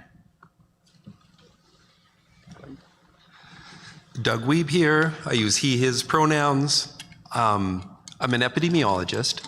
And I got my start while during my PhD at the University of California, Irvine. I completed my dissertation in 2000 in the School of Social Ecology. Very nice eclectic mix of criminology, public health, public policy, built environment, and saw an opportunity. I was interested in injury, interested in gun violence, in particular on the heels of publications that had come out recently in the New England Journal of Medicine, no less, with the word firearm in the title. And that was a rare thing then, and it's still too rare now. Arthur Kellerman, these emergency medicine docs, have been pioneers for a while in leading firearm research. Arthur Kellerman at Emory at the time had funding from the Centers for Disease Control and Prevention, published these 2 papers in the New England Journal, asking the question, are firearms protective or perilous? I'm glad that we don't really think in those terms anymore. It's not so much a mantra. But the question was, is having a gun in the home protecting people or putting them at risk? Briefly, his studies looked at 3 counties and found that having a firearm in the home did pose a risk. Mentors of mine pointed out the opportunity to replicate that study, but do so at a national level. And that's what we try to do. A first study to identify in epidemiology what's the distribution and determinants of disease. And if we can figure out what's causing it, we have chances to prevent it. So I completed national studies on that question. I was hooked on the opportunity to make a contribution, and I was able to get my first job as a faculty person with firearm injury research squarely as a primary part of my work. And I've been able to stay in that business. And I'm very interested in growing the next generation, and happy to talk more about policy implications that we're all dealing with. I'm April Zioli. I'm an associate professor in the School of Public Health here and policy core director at the Institute. I came to this field from being an undergrad here at the University of Michigan. and looking around and seeing my girlfriends being victimized by their boyfriends. I came to this field through wanting to make a difference in the field of intimate partner violence. And the use of guns in intimate partner violence makes it much lethal, makes non-fatal consequences worse. And so I wanted to figure out how I could make a change. I think many of us on this panel and the next panel are people, who, when you pose the question, or when they think something should be done about that, the next thought is, what am I going to do about that? So I went to the School of Public Health and got my master's. And then I went to Johns Hopkins, which at the time was the only place that had a center for gun policy in the United States. And I got my PhD there, and am so happy and fortunate to be here at the U of M, where we now have an institute to prevent firearm injury. And my research focuses are domestic violence and firearms and extreme risk protection orders. Thank you all. So such great breadth of expertise we have on our panel today. I think it's fitting, given that today these new laws have just gone into effect, to maybe start there as we talk about policy. And I guess maybe April, I'd start with you. And can you tell us a little bit about these new laws and how effective they are, and how effective they've been in other states where they've been passed and implemented? The three laws that go into effect today are the Extreme Risk Protection Order Law, the Child Access Prevention Law, and the Purchaser Licensing Background Check Law. The Child Access Prevention Law says that if you have a minor in your home, or you can reasonably assume that a minor will be in your home, that you have to store your gun in a way that they can't get to it. And that means secured, locked, ammunition separate. That law, of all the firearm injury prevention laws, has probably been studied-ish the most, and definitely has the most evidence behind it in terms of its effectiveness in reducing childhood suicide, childhood homicide, and childhood unintentional firearm deaths. The second law is that firearm purchaser licensing law, and that says that if you're going to buy a handgun or a long gun from a licensed dealer or a private seller, you need to get a license. You go into local authorities, they do a background check. If you pass the background check, you're going to get that license, and then you can purchase the gun you want to purchase. That law has also been associated with really good outcomes. It's been associated with reductions in homicides and suicides. It's been reductions in shootings of police officers, in states that have this law have fewer mass shootings. The third is that Extreme Risk Protection Order Law. And this says that if a person is at risk in the near future of harming themselves or others, a law enforcement officer or a family member, intimate partner, or healthcare provider can petition the civil court to say that they can't have a gun right now, not while they're dangerous, not while they're at risk of harming themselves, not while they're at risk of harming others. And I study that law quite a lot. And we've found that it is associated with reductions in suicide. And we also know that people are petitioning for extreme risk protection orders in the case of credible mass shooting threats. It's a newer law. Only 4 states had this before 2018, so we don't have a lot of the other types of research that I might mention, like research on homicide outcomes. We don't have that yet, but the studies are in motion, so soon we'll know. Great, thank you. And I know just from our work in the Institute that not everyone has necessarily been a big fan of these laws being passed and put in, and I know it was a long process in the legislature. I'm wondering, maybe Adora and Celeste, from your viewpoint of working in local government, working for advocacy organization, What types of conversations did you have as these laws were working their way through the legislature? How did you engage with people around what the data shows that April just clearly talked about? And how did those conversations go, and how did you find common ground? Well, I would argue that any responsible gun owner would want children to be protected, would want to end gun violence. What I always say is I don't know anyone who is pro-gun violence. We are all anti-gun violence here. We're not anti-gun, we're just anti-gun violence. And one of my dear friends by the name of John Gold, he used to be an NRA firearms instructor for 25 years, and he has since ripped up his NRA card, and he is now he was the Michigan president. Now he is hired by Giffords, Gun Owners for Safety, and he supports every single one of these laws that were passed. And I will tell you that the folks who were there in the hearings, and I know that my friends here can attest to this, the people who were in the hearings who were against these laws really had no sense of logic, because again, people just want to be safe. We all have a right to live just as much as people have a right to own a gun. Yes, that is your right, but it's also your responsibility. And with it is a big responsibility to make sure that those guns are safely put away. I'll let Adora take it from here. It's been really interesting within local government.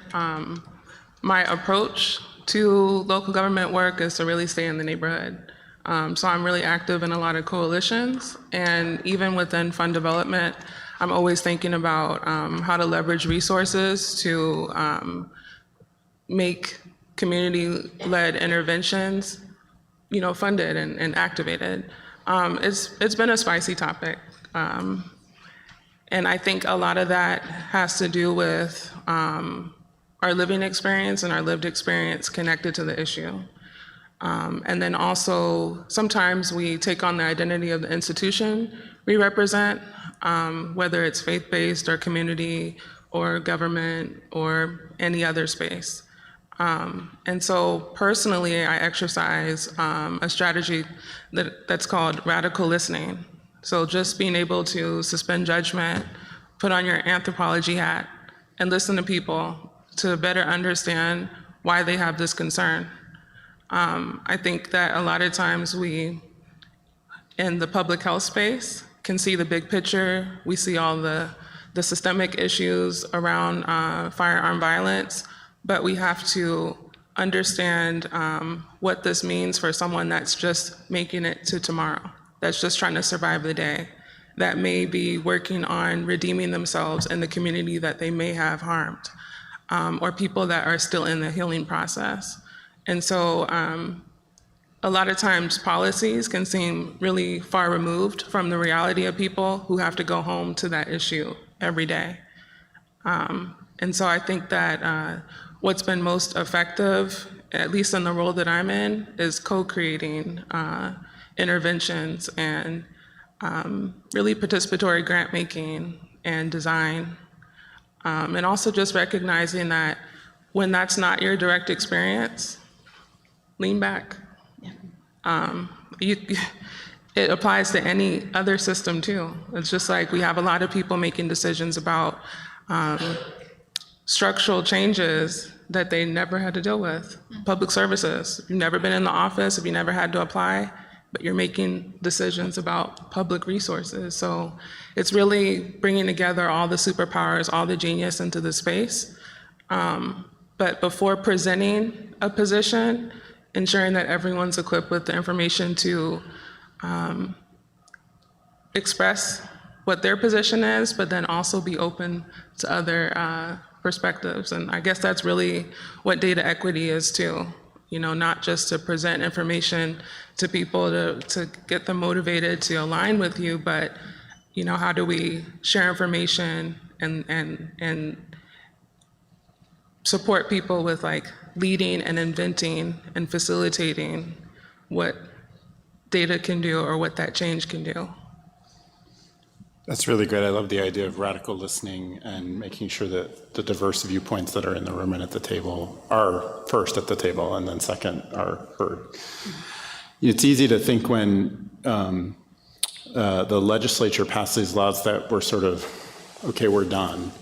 I guess I know, April, we've talked a lot about the role of implementation and the importance of that. I wonder if you could speak a little bit to that in regards to these new laws. And I know you've done a lot of work on thinking about domestic violence restraining orders and implementation of those, and maybe that's a roadmap for this.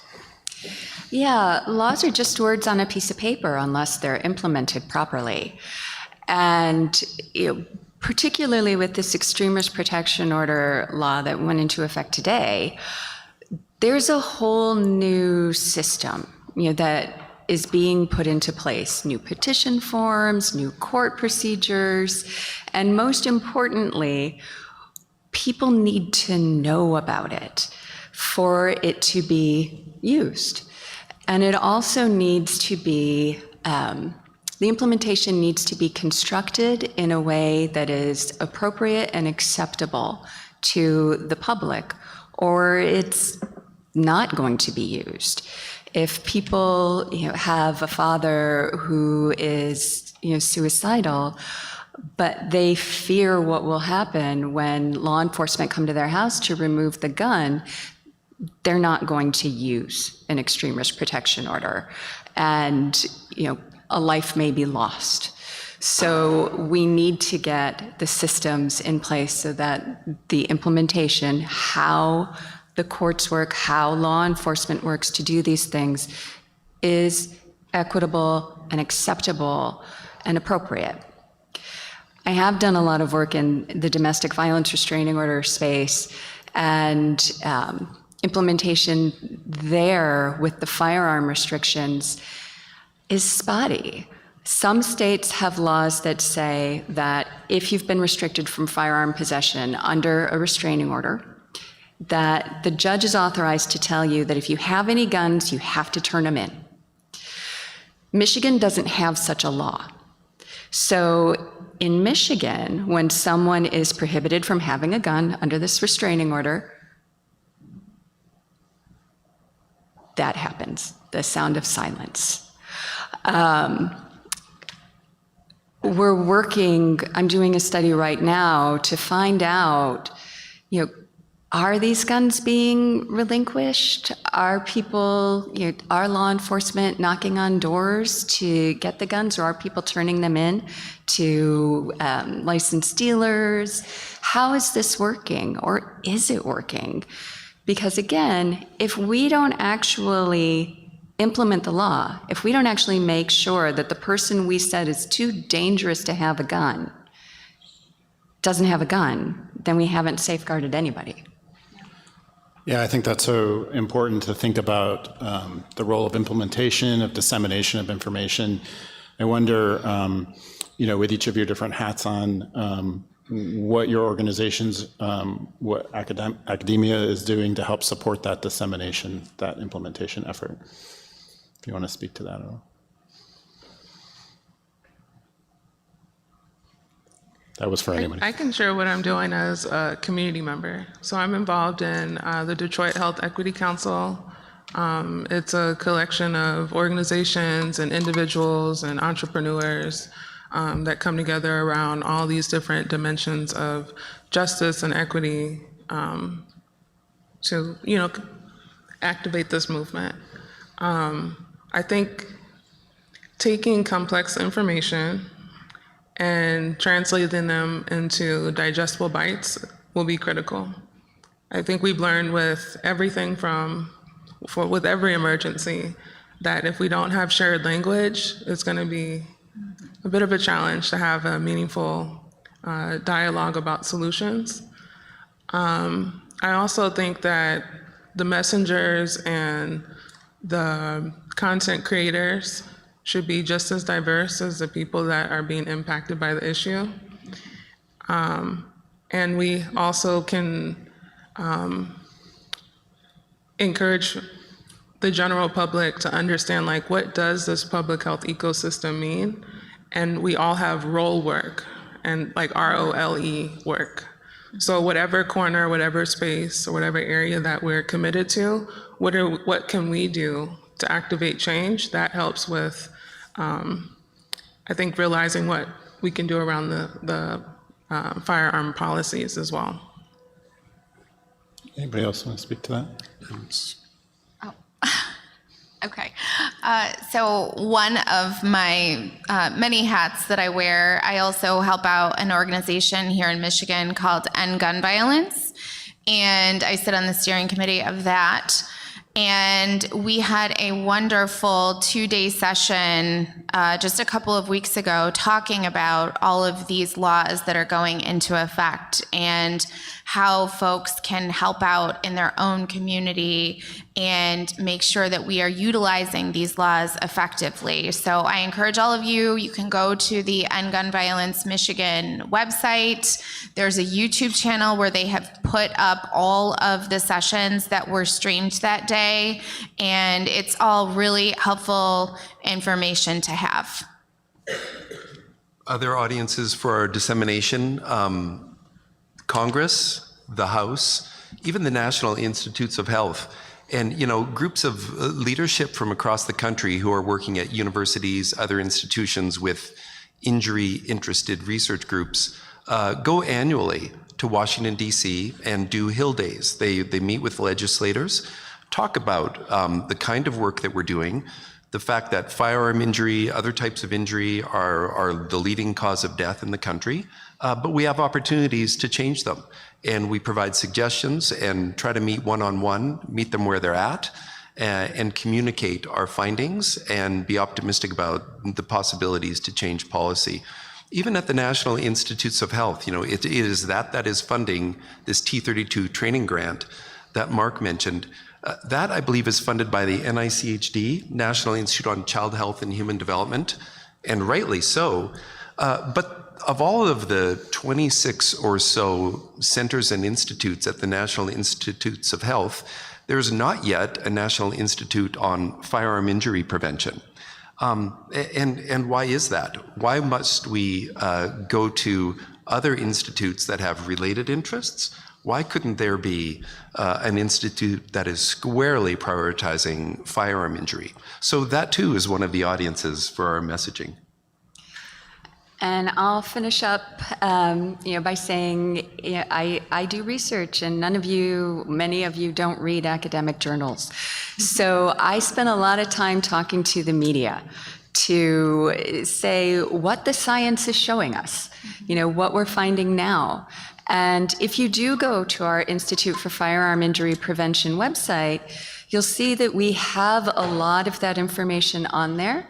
And also, if you look under resources, our newest addition to the website is an Extremist Protection Order Toolkit, which walks you through the steps, what they are, how to do this, what happens if someone serves an ERPO on you, so that a wider audience can understand what's going on and is informed. That's great. And I'm going to back up a little bit and try and take a little bit of a broader lens on policy. And Doug, I think I was struck a little bit by what you said in talking about, a National Institutes for Health focus on firearm injury prevention. And we know there's the National Highway Traffic Safety Administration for cars. I wonder if you can talk a little bit about the parallel with motor vehicle crash injury, with your injury hat and injury lens on. We started at a place where motor vehicle crash death in the mid-50s was very high, and we've made substantial strides in reducing that, and a lot of that's through the research that we've done here. And I wonder if you could speak a little bit about that, those parallels. Yes, indeed. I mean, sometimes it's hard to stay optimistic in this line of work, given the magnitude of what's going on, and so often we quickly become isolated in what we're doing. But there's great reason for optimism. As a parallel, one of the greatest public health success stories of the 20th century was the dramatic reduction in deaths in motor vehicle crashes that occurred over the last century. And that didn't just happen. That was very deliberate. For that, though, there was certainly no one-size-fits-all solution, as will be the case for firearm injury. Pat just mentioned NHTSA, National Highway Transportation Safety Administration. It was 1966 when that had its first director. This was Dr. Bill Haddon. He'd been at MIT, Harvard School of Medicine, Harvard School of Public Health, first director. He was charged with coming up with safety standards for motor vehicles and for roadways and the whole transportation infrastructure. He also challenged us to be more scientific and strategic about injury prevention there for motor vehicle crash. And briefly, one thing that you learn about quickly when you start doing this kind of work in injury prevention and public health is the Haddon Matrix, named after Bill Haddon. Imagine, we can prevent injuries of any type, motor vehicle crash, firearm, by working before the event even happens. That's ideal. If the event happens, there are steps we can take. After the event happens, if you keep someone alive, decrease the burden of long-term outcomes, negative outcomes. This is primary, secondary, and tertiary public health prevention. What levers can we pull? Well, there are many. We can work on the individual, you and me, the driver, the gun owner, the community member. We can also work on the vector, that's the motor vehicle or the gun itself. And we can work on the built environment and the social environment. Motor vehicle crash happens, it's horrific. Get that person to a level 1 trauma center within an hour, and you greatly increase their chances of surviving. That is one cell in the Haddon Matrix where we've been working hard to be in the right position. The car crash happens. What's secondary prevention? If a seatbelt is on, if there's a collapsible steering column, if there's an airbag, you greatly reduce the risk of bodily harm. And even primary prevention, driver education for one. When you're driving down the highway in California, you feel the bump, bump, bump, bump. Those are bots, dots. Bots was a person. When you hit those bots, dots, and you realize that you're getting out of your lane, you wheel back. In Michigan, we got snowplows, dots won't do. But on the side of the road where there are indentations and you feel them when you go to the right, gunk, gunk, gunk, gunk, gunk, that's a deliberate public health intervention. So there are many ways that little by little we can pull different levers that will add up to prevention. So we're greatly inspired by what's been done for motor vehicle crash prevention. And I love that comparison. I think the other part of that comparison that's really important is the role of advocacy groups. And I think about Mothers Against Drunk Driving and their role in reducing blood alcohol content levels around the country. And I wonder, Celeste, maybe if you could speak to the role of advocacy organizations in this space and how that interfaces with the data and research people that are in academia, and how you might use that information and that data in order to help advance some of the potential solutions in the policy space. Absolutely. Well, I can say that Moms Demand Action was actually founded using inspiration from Mothers Against Drunk Driving, because our founding mother, Shannon Watts, she founded Moms Demand Action the day after the Sandy Hook shooting took place in 2012. And I will never forget that date either, because I had just found out 2 days prior to that on 12/12/12. I thought it was such an auspicious date that I was pregnant with my firstborn son. And then 2 days later was this horrific shooting, killing 20 first graders and 6 educators. And I just remember thinking, how can I bring a child into this world? And so it took me a couple of years to get involved, because I was, in that newborn phase for a couple of years, having 2 kids 2.5 years apart. But the advocacy work that we do is so important. And I would argue, actually, I am not a data-driven person. You give me a statistic and it quickly goes out of my head, because I am not numbers-oriented. But what I will say is that people may forget what you said. This is obviously a Maya Angelou quote. People may forget what you said, but they will never forget the way that you made them feel. And so it's so important that we tell our stories. And that's why I tell my story. I became a survivor fellow for the organization in 2018 and told my story of my dad's gun death and I still do, but I was a survivor fellow for a couple of years. And so the advocacy that I do, I love what Brandon spoke about earlier, and knowing who all of your local leaders are, not just people who are on the state level or on the national level, but even going to city council meetings, talking to your elected officials. It makes such a difference, and telling your personal story, because I did read a stat the other day that I do remember, because it was close to 100% of Americans know somebody who has been impacted by gun violence. And that, to me, speaks volumes. The importance of personal stories and that married with the data, I think, is really key.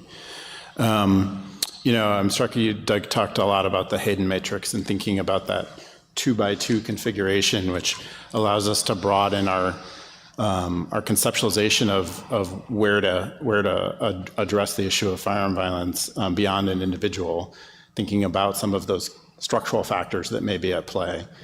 I also know that some other of the researchers in our field have started to think about a third dimension to that Hayden matrix that really thinks about how community is centered in that conversation and the role of equity. And I wonder, Adora, if you could talk a little bit about that. I think you already started to address that issue earlier in centering those community voices and those policy discussions and thinking about some of those structural factors at that level from your role in local government. I think, so the three things come to mind.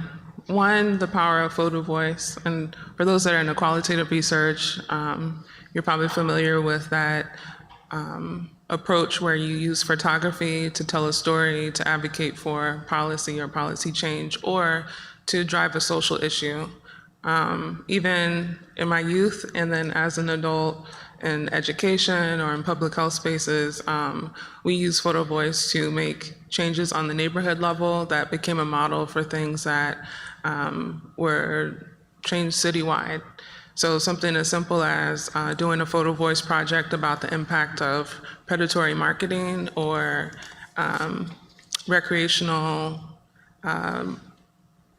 dispensaries, right, in your neighborhood and what that means to the people living there, and then presenting that up to council or up to your local leaders. That does make a ripple effect and impact and inspire other people to take a direction or take that direction.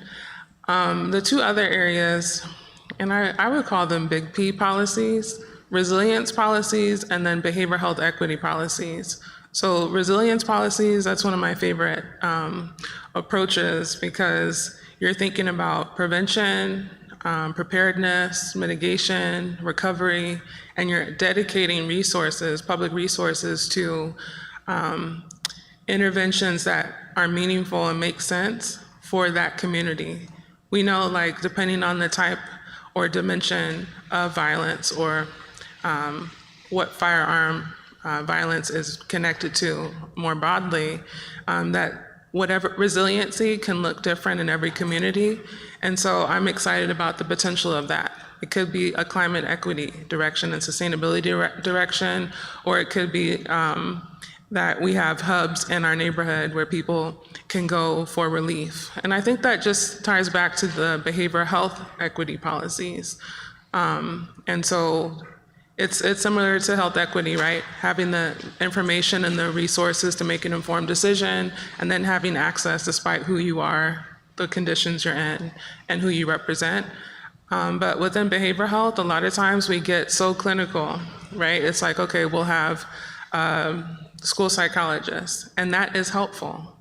However, what's responsive, or I should say culturally responsive? What are people who are surviving it, living it, or moving through it requesting? So some of the most innovative actions would be things like putting a music studio inside a recreation center, having a culinary arts program in public schools or in a neighborhood setting, expressive arts programs, theater, you know? So when you combine like resilience policies with behavioral health equity policies, you can start designing solutions that support people with healing, and then also designing ways that we can prevent things from happening. And I would say that I'm most excited about what this generation is coming up with, right? A lot of times we try to decide what healing looks like. I would love to see, maybe through behavioral health equity policy, where you could go and connect with mental health or substance use services the same way that you could take a spin class. You know, hopefully we'll get to a point where wellness isn't a business. Mm-hmm. Thinking about not just big policy, big P policy, but small P policy too. I think April, this next question is really around, we know there are a lot of challenges in moving federal policy forward at a national level. I'm curious, where's the art of the possible here? Where's the moonshot? Where should we be looking next? I think one policy that is possible, it's been talked about in the federal halls before, is having everyone who buys a gun have to get a background check. So I would love to see Congress pass a purchaser licensing law similar to the one Michigan just passed. For those of you who've been in Michigan for a while, you may not know that in many other states, you can buy a gun from a private citizen, which could be, someone who has 20 guns to sell and is on the internet, or whomever else, your neighbor, whatever. You can do that without a background check in most states. So if someone is under an extremist protection order here in Michigan, or otherwise prevented from purchasing a gun here in Michigan, they can drive the half hour to Ohio and buy from a private seller without a background check.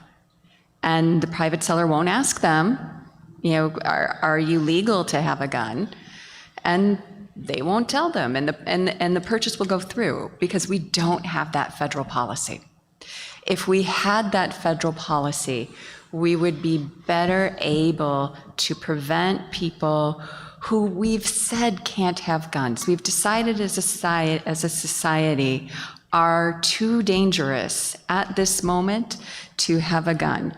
I lost my way in that sentence, but we need a way to do that.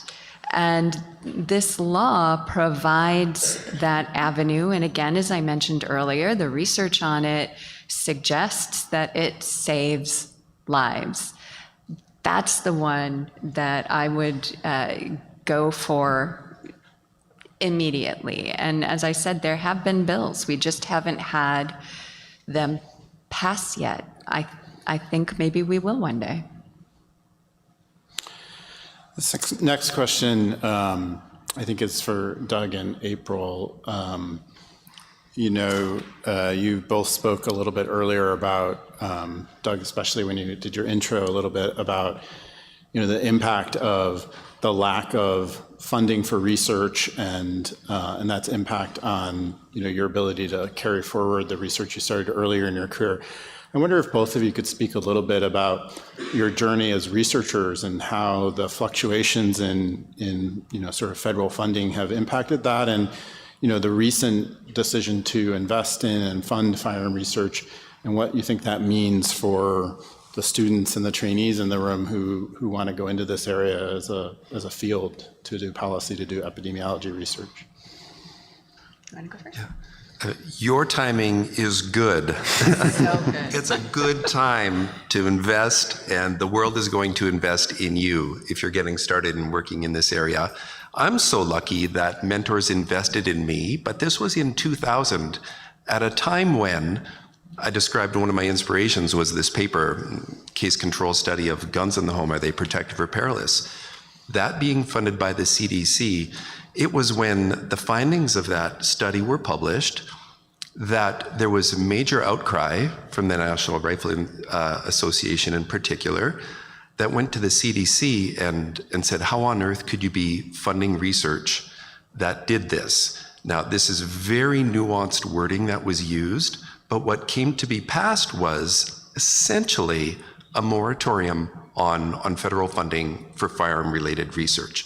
Now, it could still be given, but such was the threat that the CDC wouldn't go there. I'm almost speaking out of turn when I say, I believe I heard it said at the CDC, they couldn't use the F word because the clampdown was so hard. Well, I got lucky enough to get hired at an institution where they said, welcome to this place. If you want to stay here, get a big grant. Does that feel lucky?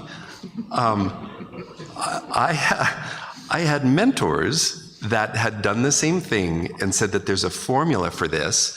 In particular, there was a trauma surgeon and a trauma nurse, Bill Schwab, Terry Richmond, who were tired of taking bullets out of people. They hired their first epidemiologist, that's Charlie Brannis, who you'll be hearing from. And then they also hired me. But this was in the School of Medicine at the University of Pennsylvania, where that's just how it worked. You wanted to get a job there, you came in with a grant. You wanted to stay there, you got way more. And you also had impact. And everyone in the School of Medicine, HIV, tuberculosis, cancer, they were applying to the National Institutes of Health. And so did we. We applied. There is no National Institute on Firearm Injury, as I said, but we still applied. We got lucky. We were funded, and we were able to start working and stay working in this area. A way to do it is to have a team around you. All of us there had 95% soft money. You basically had to raise your money yourself, even if you got tenure. But it's possible if you're working with a group where everyone's working on related things and it can all add up. Now, that was super rare that we came to work that way.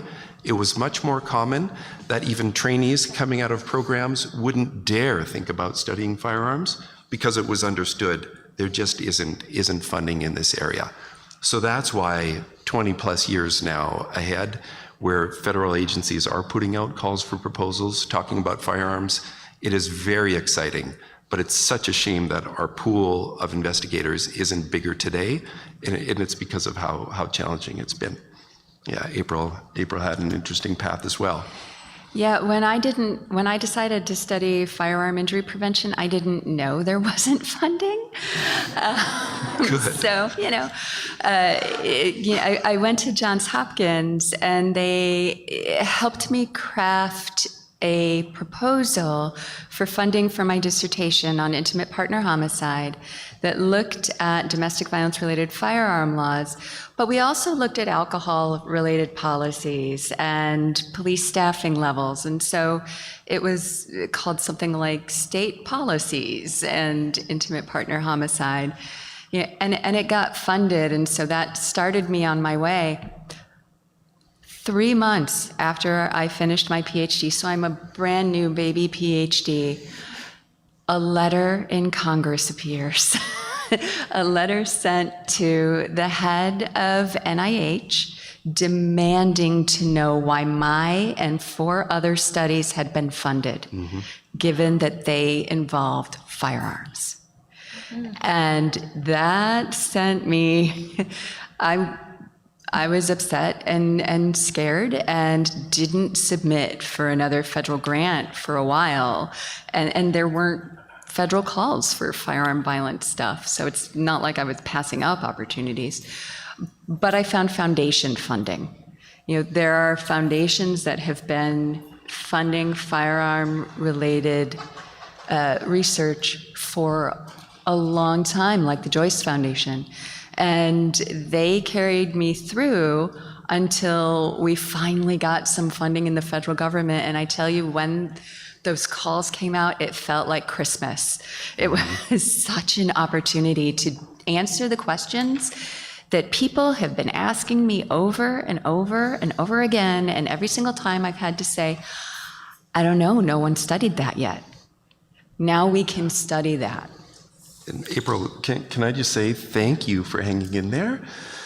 And listen to what we heard. It's essentially, can I say that you felt kind of the bullying effect? How tragic that professionally you realized you touched a live wire and you didn't even want to go there. How wrong is that? Kudos, if I have the timing right, to the then director of the National Institutes of Health, who wrote a letter in response to that and said, nope, a bullet enters your body, you bleed, that's not good for your health. We're the National Institutes of Health. And that's what he said. Still, there's no National Institute of Firearm Injury Prevention, but good for you for going back for funding, and we're going to keep on working on this. So just on that note, what does the new funding, what is this new institute here, the Ideas Initiative and the School of Public Health and all the folks who are focused on this, what does that mean for our future trainees out in the audience? To reiterate what Doug said, this is a really, really fantastic time, to be in this field. There are funding calls every year. There isn't a sign that they're going away. I don't think they'll go away. We've made a big cultural shift in this country. People talk about cultural shifts being slow, and I guess they are, but I'm old enough that I've seen a lot of them. And, so funding for firearm-related violence prevention is here to stay. Our institute is here to train you if you want to be a researcher in this area, and we need more researchers in this area. There are a lot of questions that we don't have the answers to, and we're happy to work with you to find out the answers.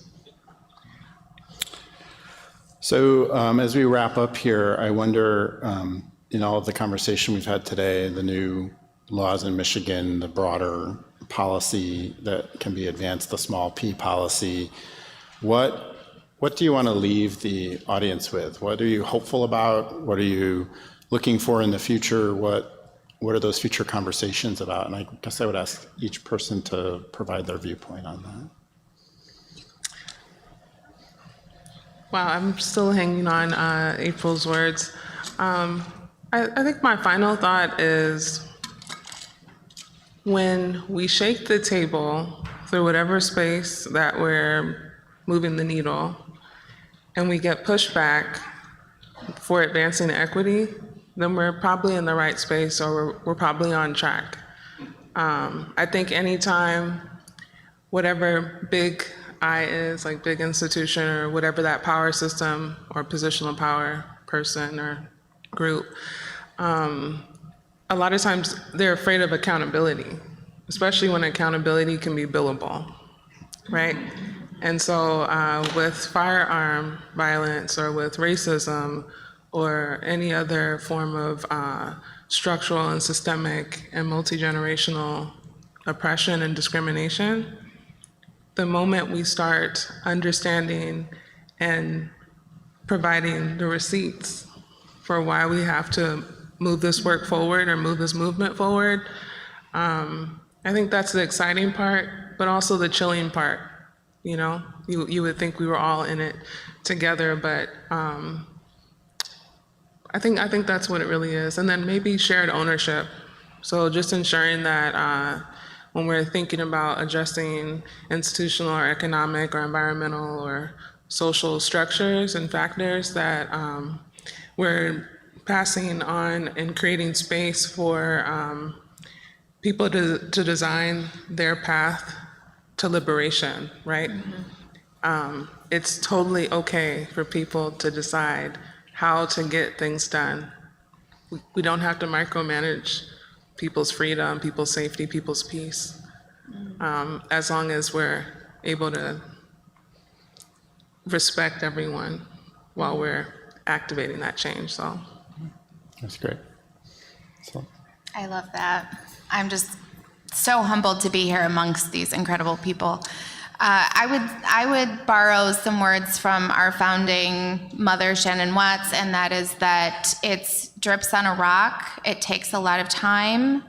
It is a marathon, not a sprint, and I do both. And I would say that folks who are against gun violence prevention and gun safety are on the wrong side of history. I'm inspired by thinking that I'm no longer worried that some of our predecessors in the field were having delusions of grandeur when they said firearm injury prevention should be part and parcel of federal policy and the way the country works. And indeed, Brandon said there is an appetite for this, and no matter where you're coming from, the fact that community safety is a priority for everyone brings us all together.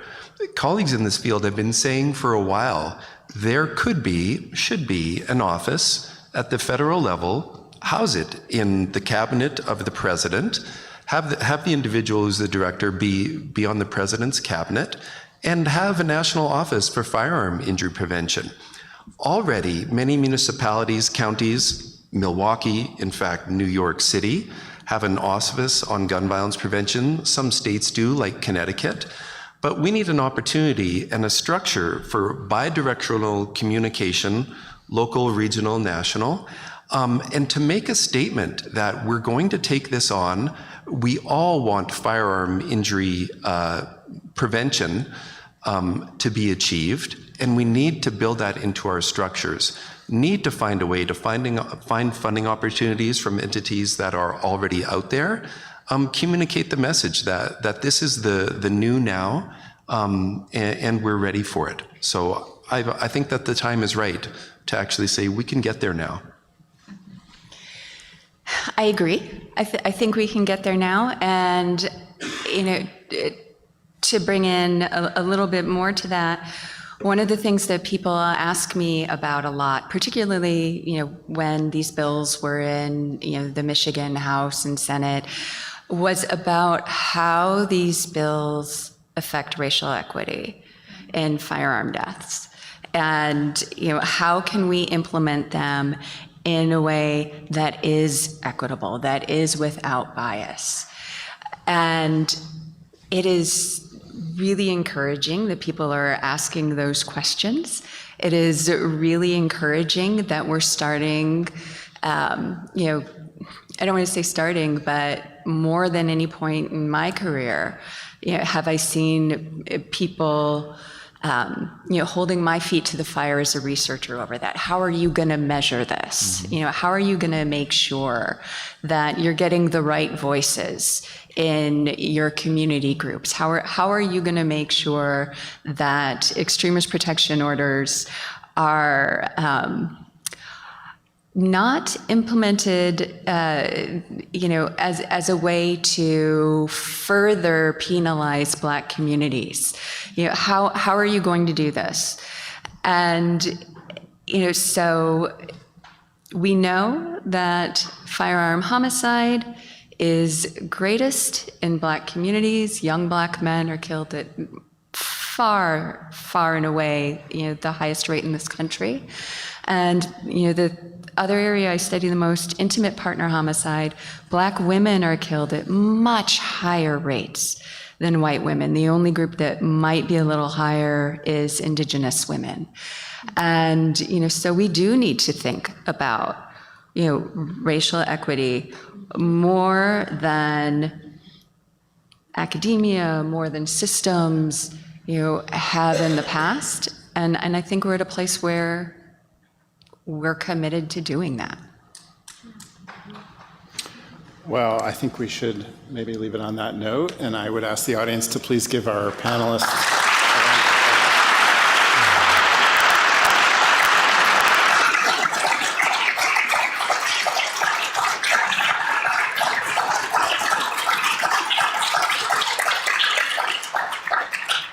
And I believe we have a short break next, so an opportunity to get more coffee and water and use the restrooms. And I'm sure the panelists will be happy to chat one-on-one with folks. Thank you so much.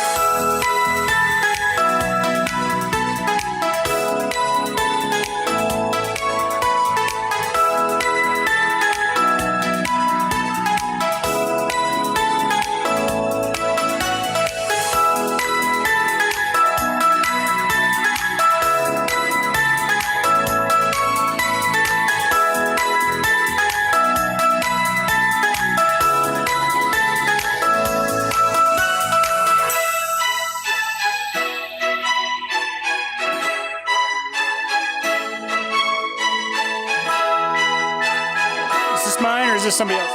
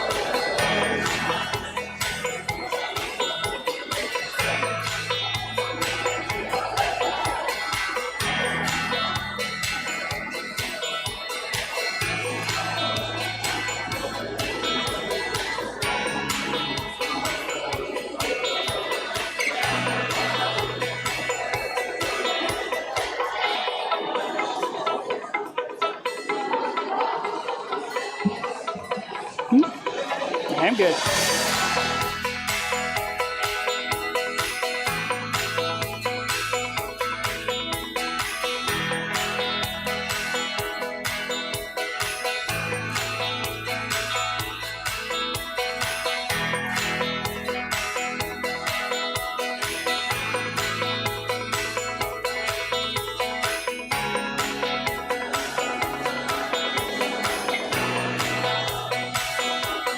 All right, folks, I am so very sorry, but I'm getting looks from the organizers to make sure that we're moving forward. This is the hardest thing in the world for me to do because I'm seeing conversations happening. I'm seeing connections forming. I'm seeing the enthusiasm. This is exactly what we wanted this day to be. And I'm so excited that folks are still around and still with us and still talking about this incredibly important issue. I was asked to speak just a little bit about the Ideas Initiative that's happening in the School of Public Health. You've probably heard it mentioned a couple of times over the course of the day, but you know, normally a faculty member, what do? I teach a couple classes, I do some service, I do some research, right? But I had this opportunity, and thank you, Dean Bowman, wherever he might be, for this opportunity. Believe it or not, the School of Public Health, our faculty voted on 4 critical issues that are facing the United States and the broader populations across the world. One of those issues was firearm violence, and they asked me to help sort of galvanize the enthusiasm, the excitement to bring all the minds within the School of Public Health to try to get people aware, start working together. It's been a theme that we've heard all day long. It started with Dr. Cunningham. Dr. Zimmerman mentioned the same thing. It's not just something that epidemiologists are going to solve on their own. It's not just something that biostatisticians are going to solve on their own. Health behaviorists like myself. We need to pull in all of the different resources that we have, nutrition and the built environment folks at EHS. Each of us have something to say. Health management and policy. Are you kidding me? We're talking about hospitals. We're talking about administration. We're talking about the policy work that Dr. Zioli is doing.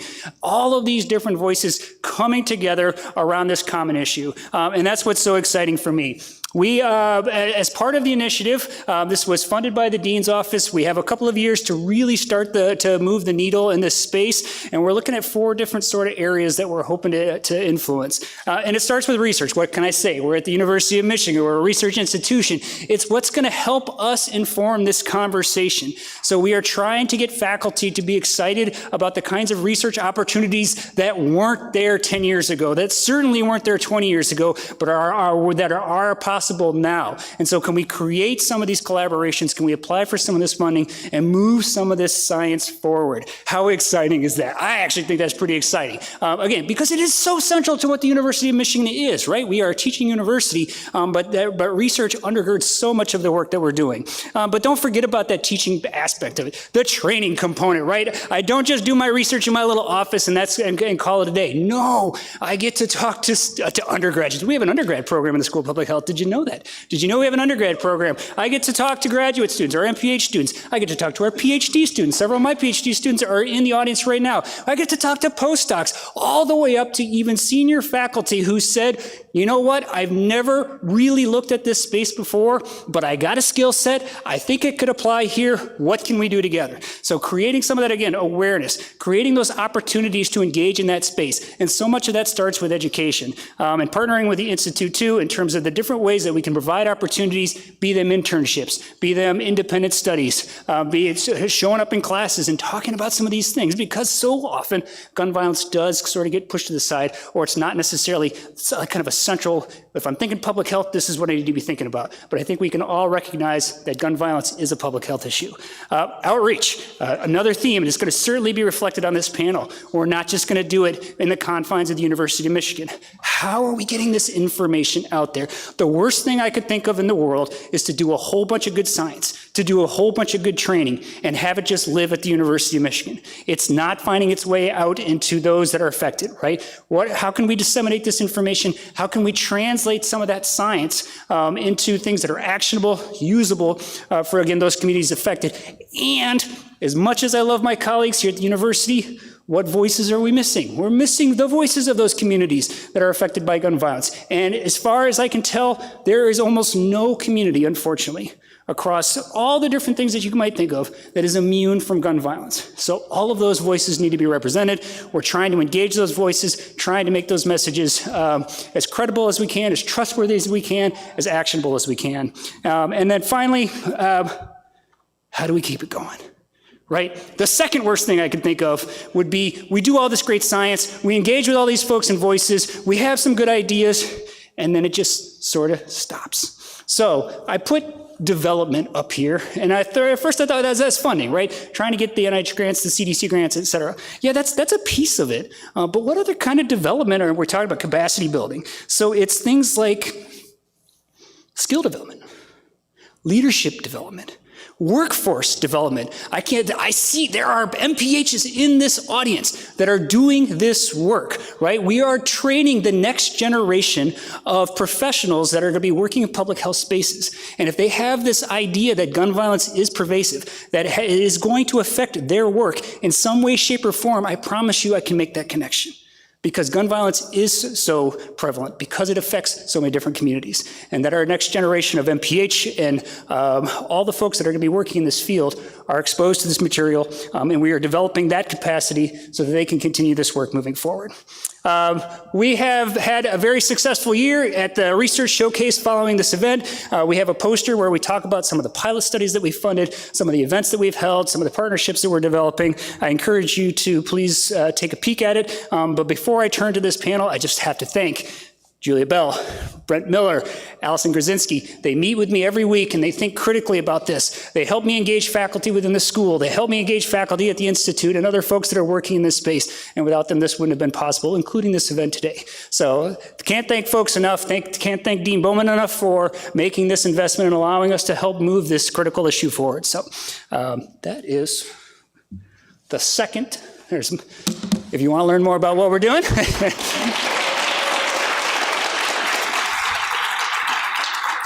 I didn't have one of those fancy graphics that Mark had, but you send me that email, I'll respond to that email. And folks, the calls are out. The DOJ calls out, the CDC calls are coming out. This is the time where we can start creating those collaborations. This is the time where we can start making some of those steps towards meaningful intervention, et cetera. So, all right.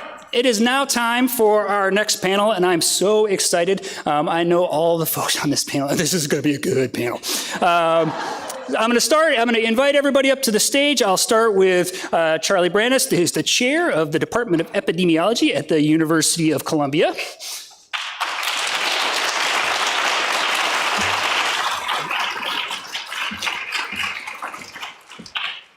Next, we have Xingfang Xie, who is a research assistant professor at the Institute for Firearm Injury Prevention, the co-director of the Training and Education Core at the Institute for Firearm Prevention, and near and dear to my heart, the evaluation director for the National Center of School Safety. So. And then I'm happy to welcome Derek Jackson, who is the director of community engagement for the Washtenaw County Sheriff's Office.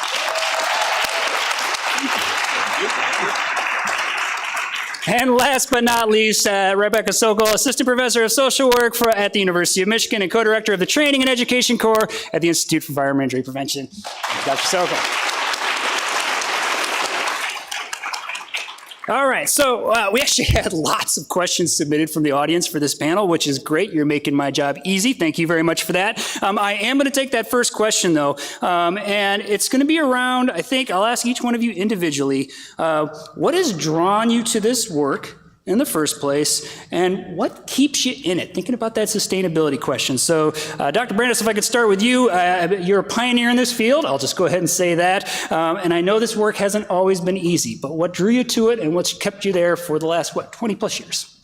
I think my origins in this were as an EMS provider. And I basically was seeing patients and families over and over again. And I began to wonder, was there something more that I could do other than seeing them in the streets and in their homes? And I had the privilege at the same time actually to have a background in mathematics from a fantastic college. And I used that, the combination of those two, which was my entry into the fields of public health and epidemiology. And I do say privilege, and I'm going to try to answer your second question. One of the things that drives my sustainability and interest in making this even bigger than what we have today, which is bigger than I could have ever imagined 20 or 25 years ago, is to really think about that privilege a bit more.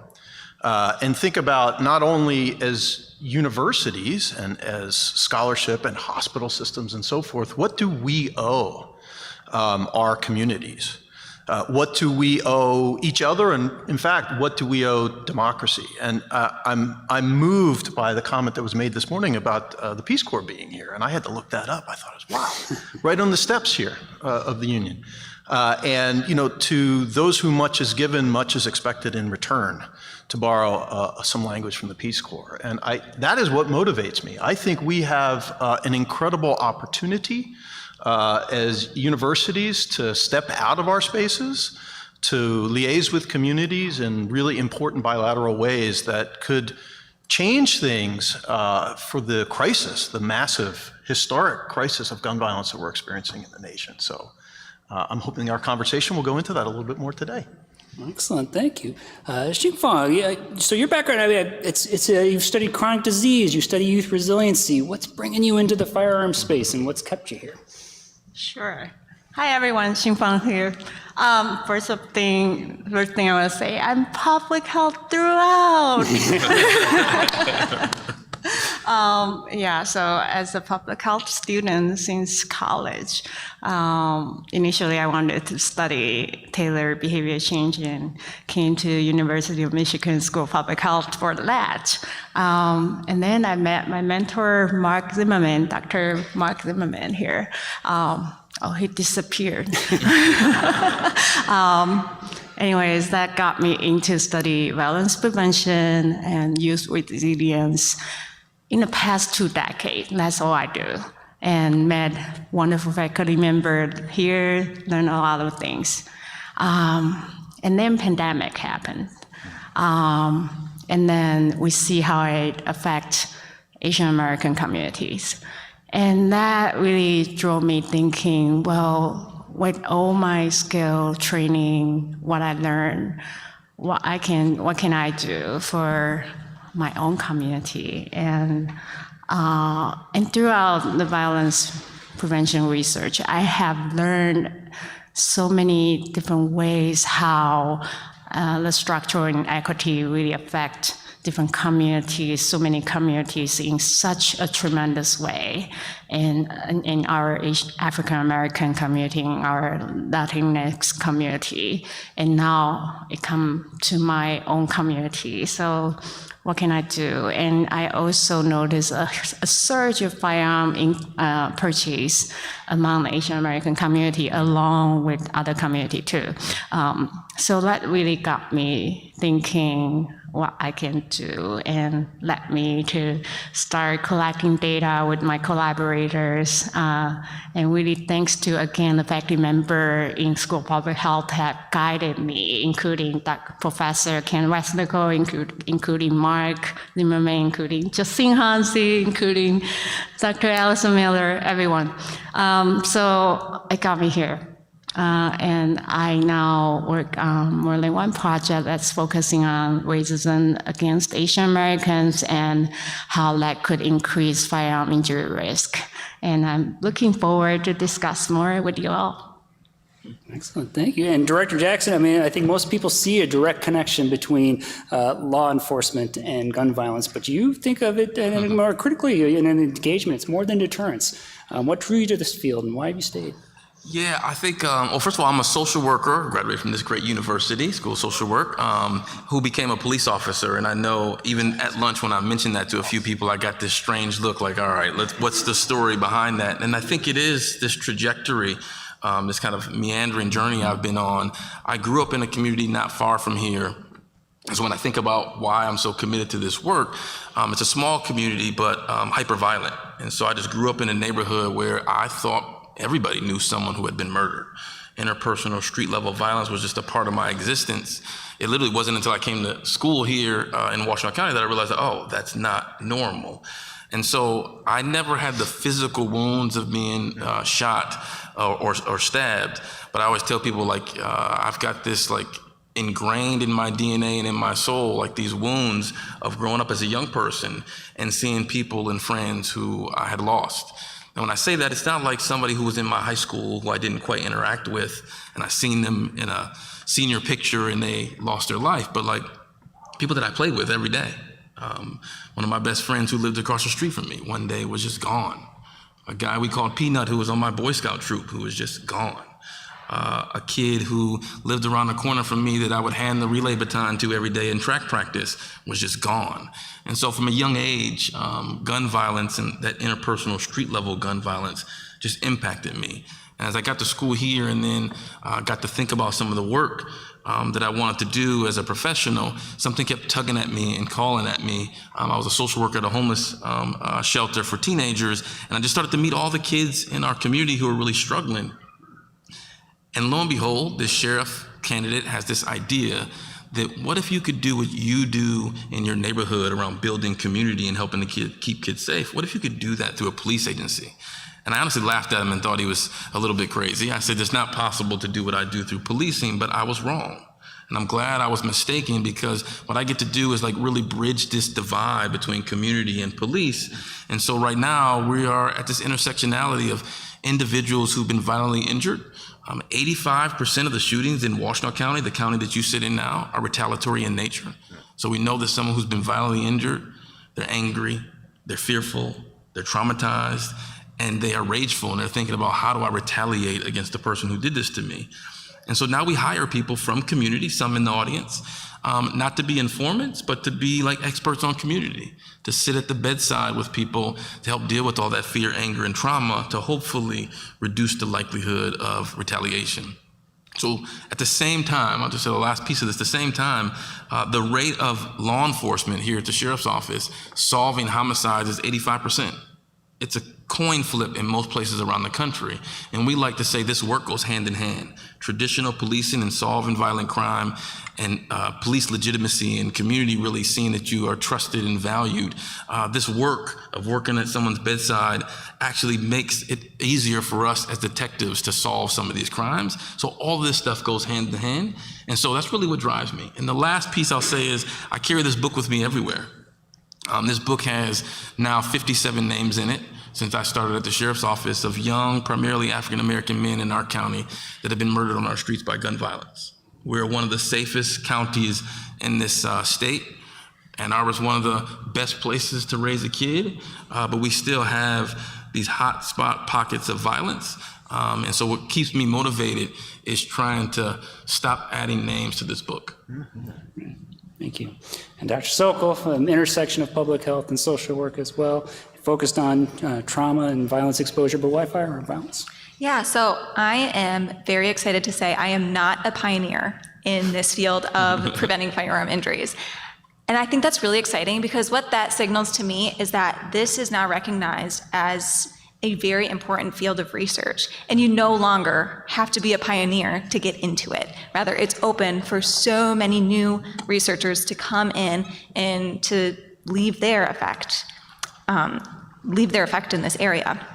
And so, my journey to this space, I was, originally just really committed to keeping kids happy, healthy, and safe. I thought I was going to do that through primarily looking at the child welfare system in the United States.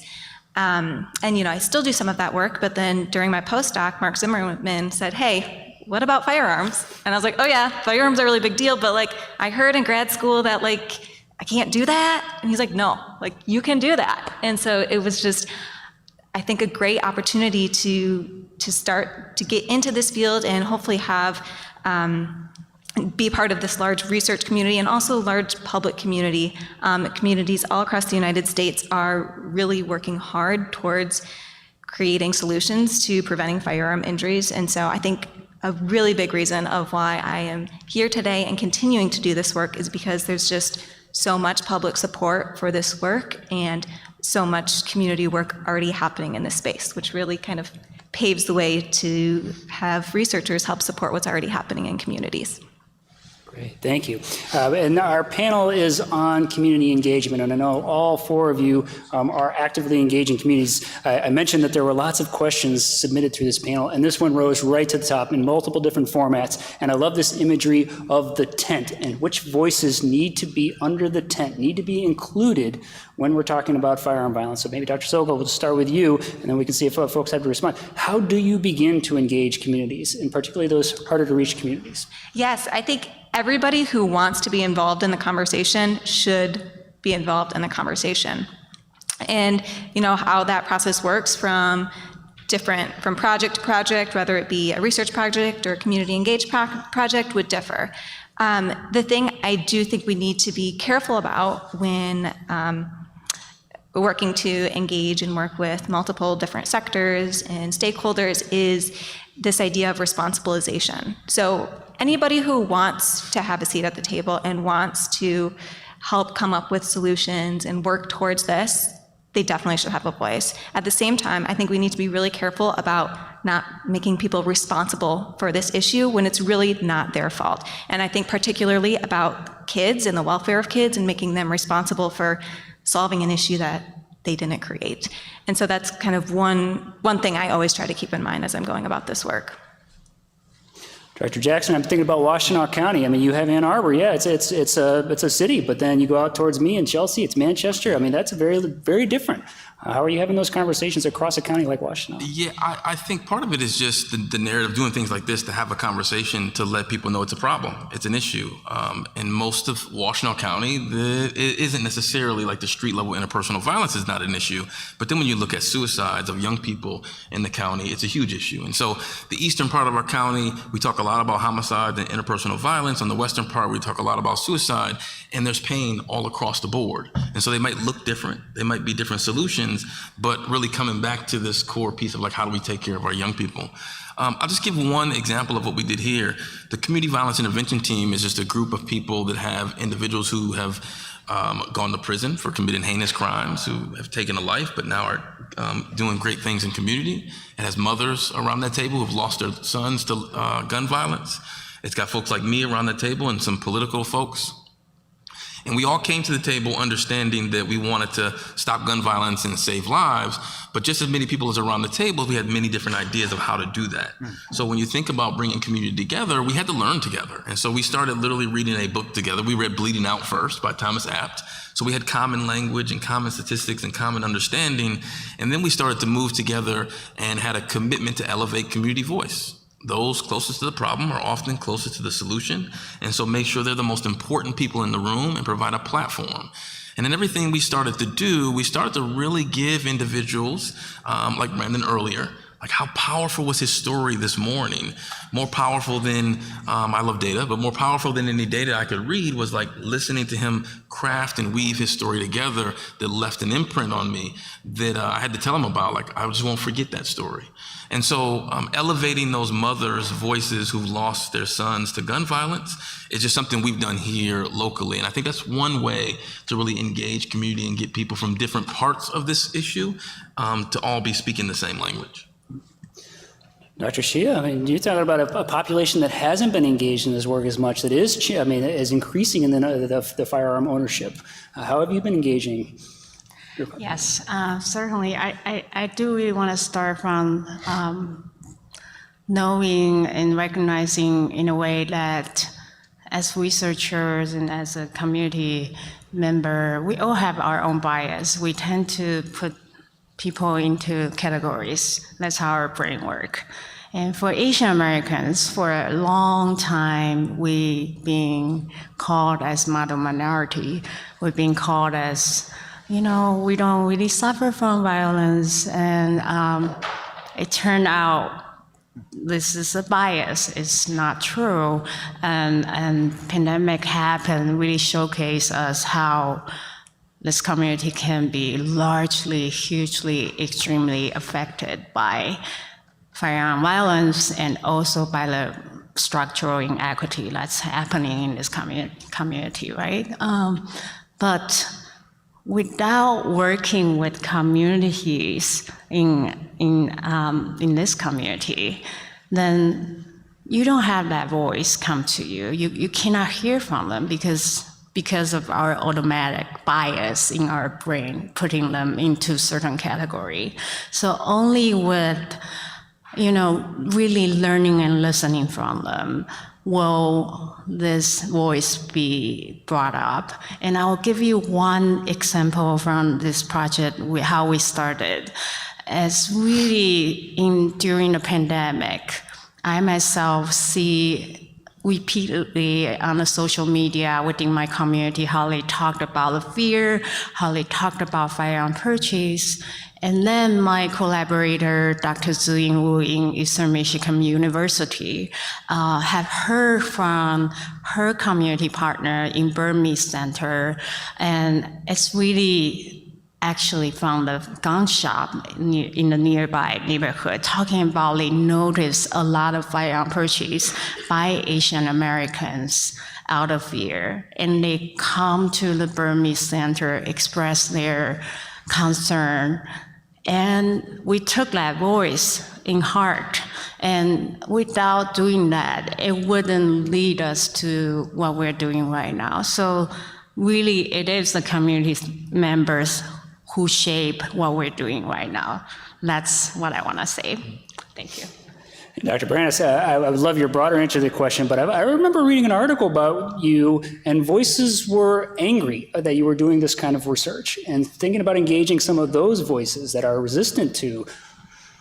Thanks for asking. So I appreciate that, and I have to say, I'm going to just echo and say that this entire event and what Dean Bowman has brought together and what the Institute brought together is a great first step, to echo what you said, in engagement and thinking about how to build these bridges.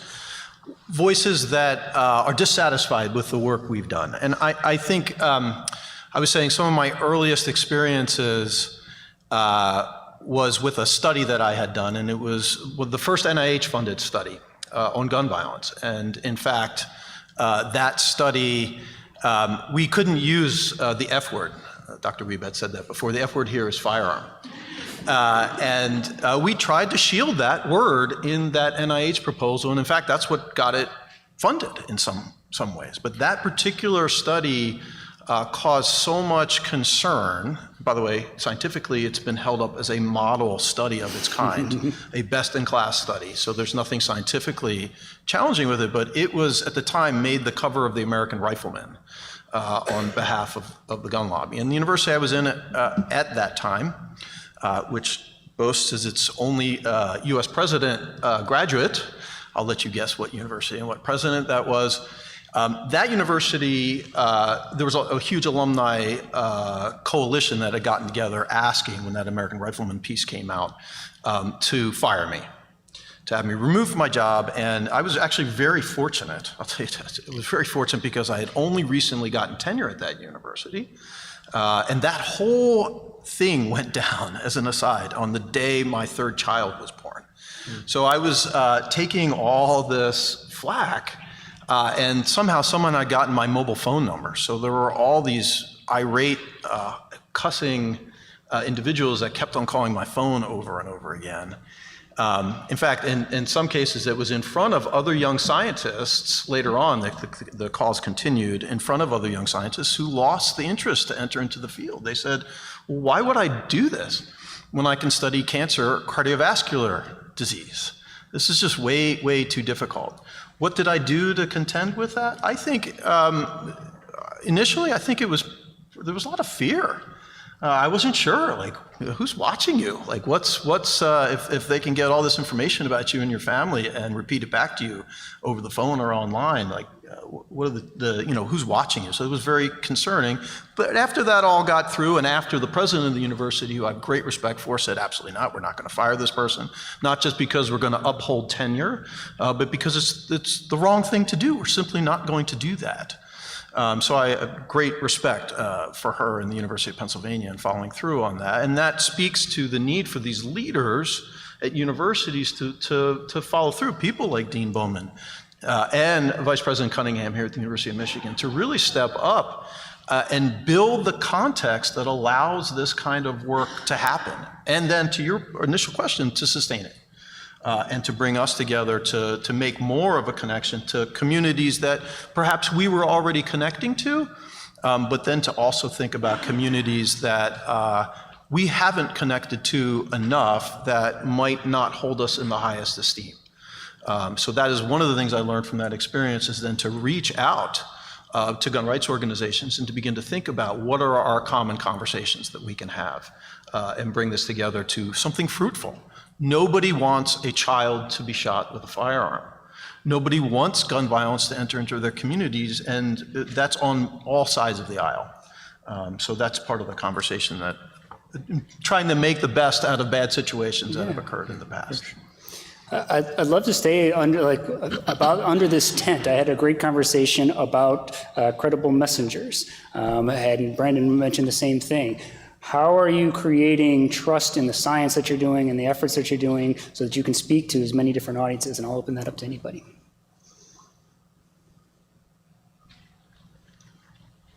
So how are we bringing credible messengers into all of this? Sure. So when I think of credible messengers, I think of individuals who, frankly, have experienced gun violence in many, many different ways.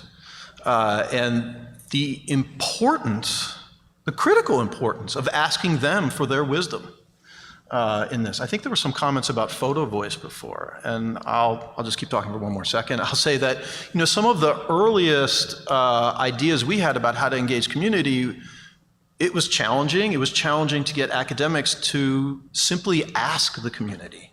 What did they think? Finding those credible messengers and asking them. We know that you're living in communities and neighborhoods, by the way, both rural communities and major cities, who are equally affected by gun violence, but asking them, what do they think are the solutions? that they would do. And this led to a number of unexpected responses that led to entire lines of research funded by the federal government that have since allowed many different programs around the very basic things: housing, access to green space, access to healthcare, these sorts of things that actually have a major impact on gun violence prevention in local communities. And those began with conversations and simply some simple questions of asking community members and those affected what they would do. Well, first and foremost, we just hired them. At the sheriff's office, we hired a street outreach team, and a lot of folks were like, wait, why would you hire folks with this lived experience from at a sheriff's office? And it was partly because we didn't need people to be informants, right? We needed experts on community. And I will just say, from a research perspective, their experiences should be compensated. And so we literally put our money where our mouth was and started hiring people and professionalizing what their experiences are. So we started out with just part-time outreach workers, and now we have full-time outreach workers and a coordinator.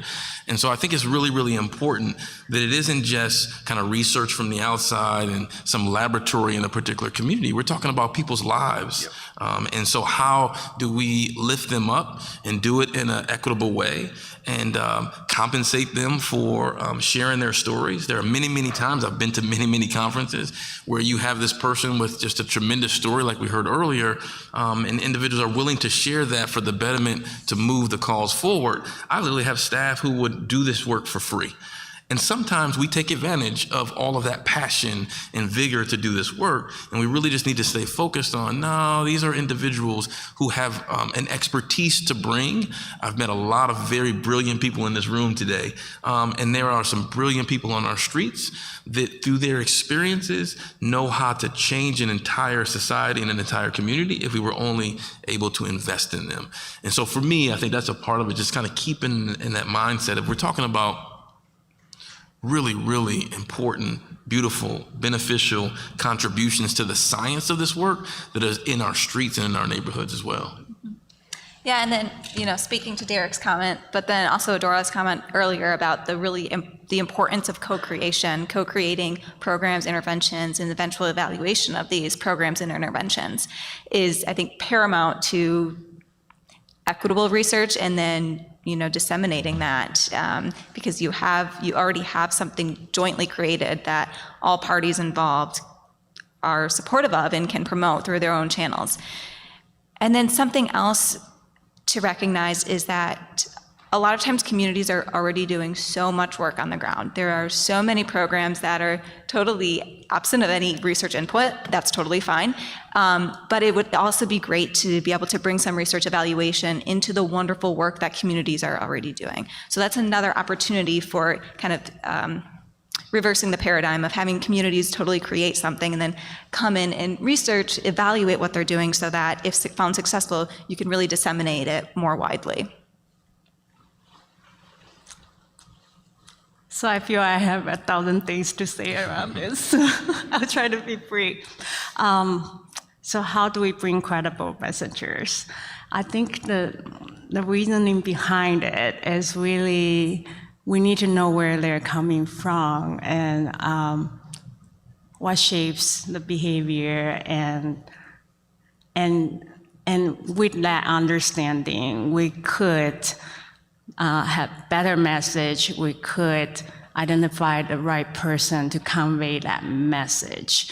And I just feel so privileged. I'm going to say this out loud. I also, as a junior faculty in this field, especially in firearm research, I am privileged to have role models in this field, in community engagement, in working with credible messengers. Professor Alison Miller sitting right there is one example of my role model doing this work for a long, long, long time and also doing awesome work. So I think learning from her model of really engaged community members in in the family settings, in the community, is really helping me to think deeply how we could do this work together. And with dedication, with the presence, and with the community partners, with each step, including our community member in the process.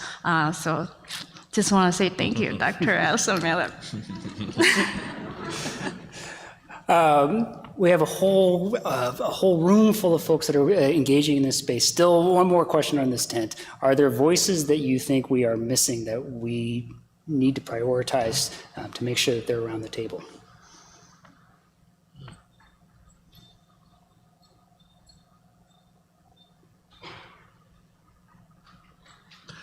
Please, Derek. So I'll chime in on this. I just thinking to myself, and just in the work that I do around law enforcement, I know sometimes there's this need to try and build up these walls and keep police out of some of these conversations. And I think what we need to do is to be able to have everybody under the tent.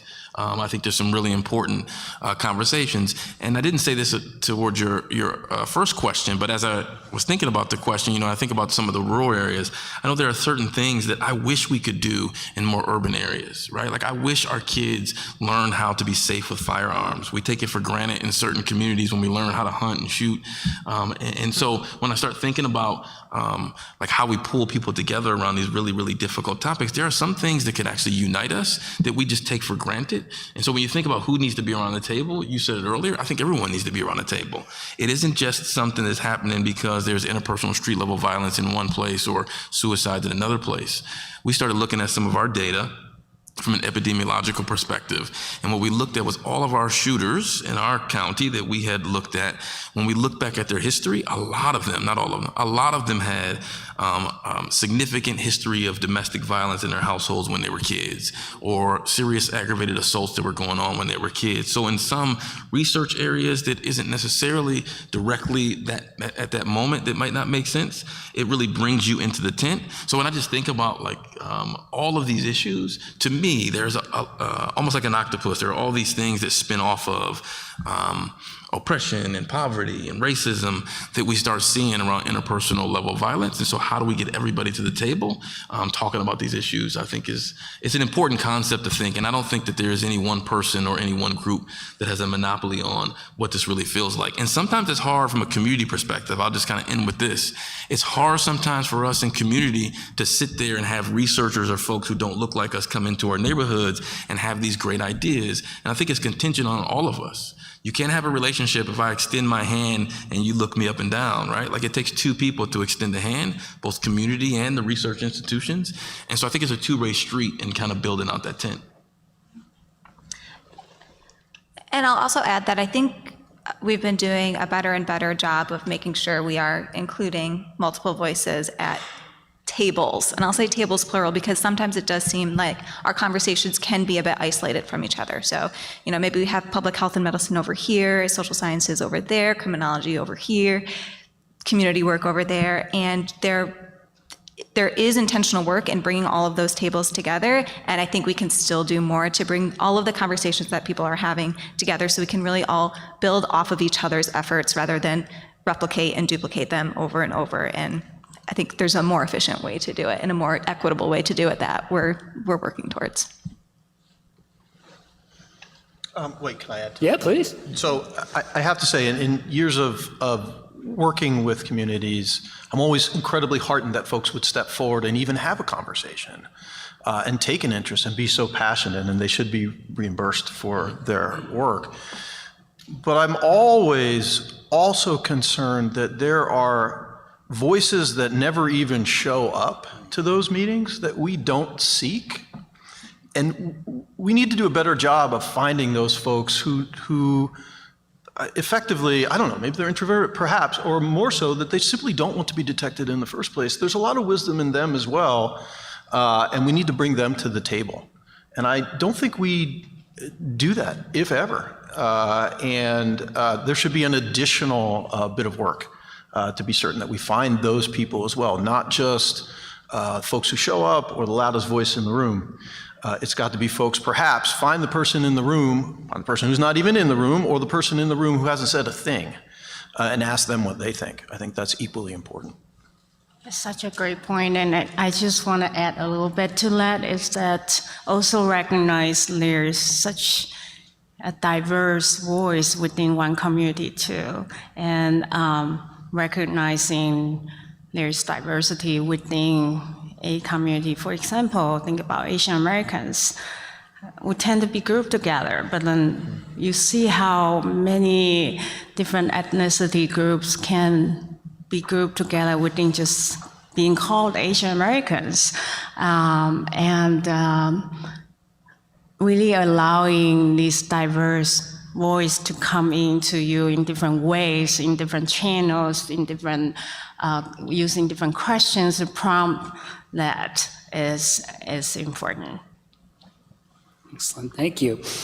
This next question it's the ultimate public health question. The question is, at which level, individual, family, neighborhood, structural, et cetera, should you be engaging, intervening? I'm not gonna give you that question because I know exactly what the answer is gonna be, but I'm gonna ask you to tell me strategies that you've used to be successful at engaging at these different levels of the socio-ecological model. So if you've been working at the individual level or at the structural level, where have you found success or where have you found some barriers? And again, I can open up to anyone.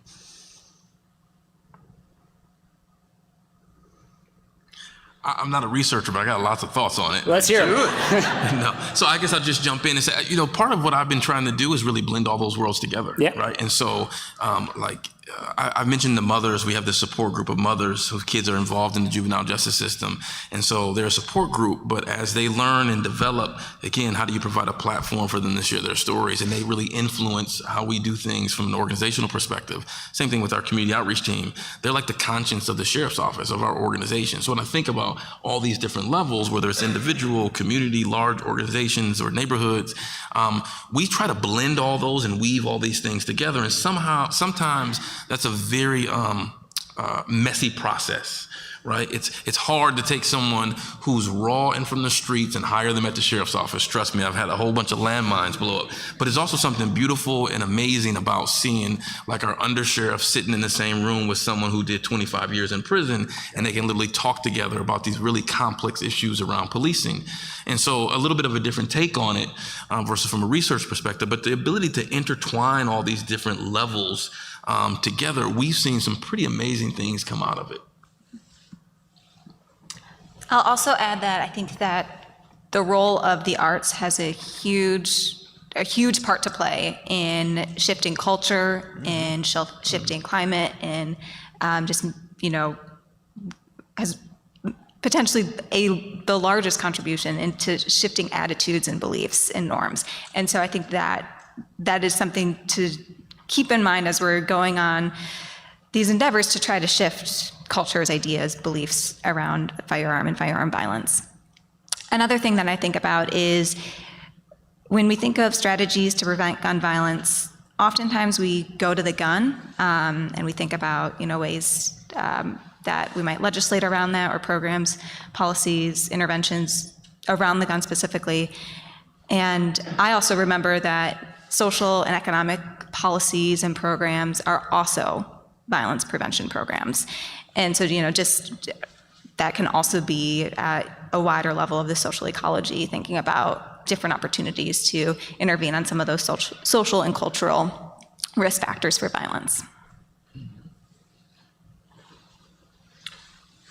So I think the socio-ecological model, I try not to even say that, to be very honest with you. I think it generates the response that you just had, which is it's so enormous.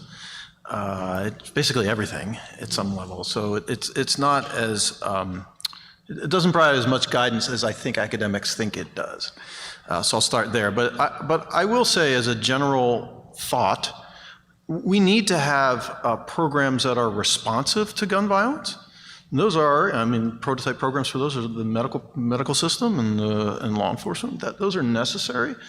But I'm going to put my public health hat on as well. We need programs that go as far upstream as possible in contending with this issue. Now, those could be programs around policy and legislation.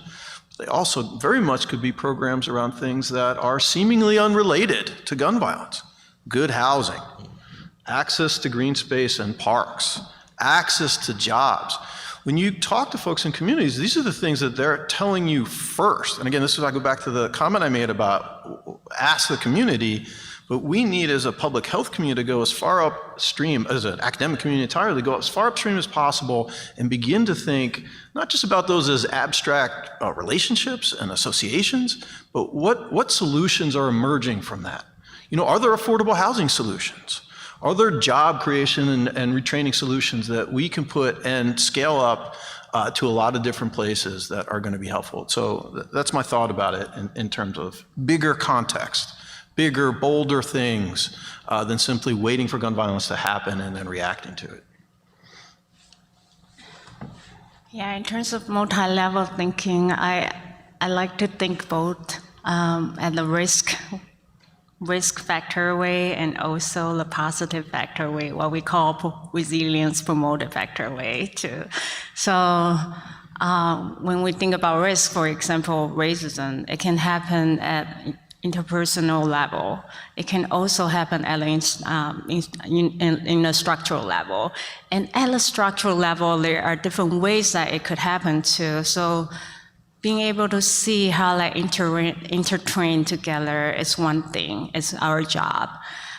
At the same time, I feel like we don't want to just stop there. We want to also look at what positive things can happen at different level, at individual level and family level, at the community level especially, and the policy level too, and those things, how they can work together to counteract what we're facing. So just this is how I've been learning, and this is the thinking that have been guiding me throughout all the projects I've been working on, thanks to my training here. So I think I heard several references to the policy level, to sort of the structural level. And so thinking again about engaging communities, how are we engaging communities to intervene at, for example, those higher levels, the structural level, the policy levels?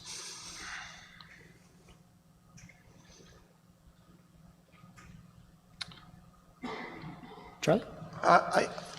It's very difficult, bottom line. And I think a lot of communities will say things like, we want jobs and housing, but will give that to you and say it amongst themselves in the community as like a dream of theirs or something like that. Because they're living in contexts that have denied them these things for so many generations that it's just not something, they'll say it, but it's not something that they think is really going to happen. And I feel like institutions, whether they be universities, government institutions, and so forth, need to do better. Instead of putting Band-Aid solutions on top of things, really need to think about beyond just the administration that's been elected in this particular 4 years, whether that's the president or a mayor, begin to think beyond their administration about things that they're going to put in place that are going to be long-lasting and are going to transcend generations.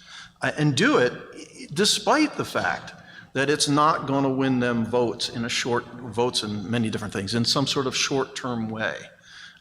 So I think it's quite challenging, and for us to step in and try to, as university and as scientists, to try to put some numbers behind the value of these sorts of programs to the extent that we can. And that science lasts, by the way. That science will be in place for generations to come, for folks to point back to it and say, well, you know, this really does actually work, and perhaps at any given moment someone will be opposed to it, but it'll be there 10 and 20 years from now for someone to revisit it.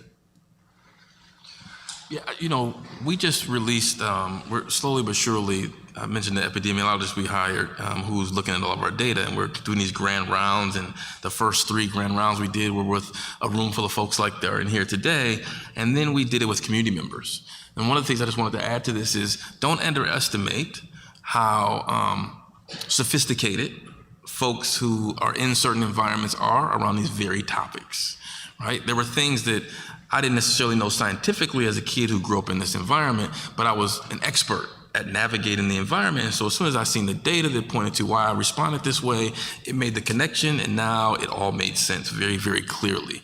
And so I know when we just did the grand rounds with community violence intervention team, they were fascinated by it. So all data and report out that we couldn't even get through the entire presentation. We got to have a second meeting to talk about it because they were quick to take the data and make it make sense in realistic kind of real life pieces that I just wanted to put that out there. Like, we shouldn't underestimate the sophistication of the individuals that we're studying and researching and talking about, because again, these are people's lives who may speak a different language around some of this, but once you help them see it. So my biggest point is, I think we should really be taking this stuff to the people and elevating and giving them the platform. Like, what would you do with this data? That's what we just did in the last couple of meetings, and it's fascinating how we thought about the data versus how community members are thinking about how this is really relevant to them.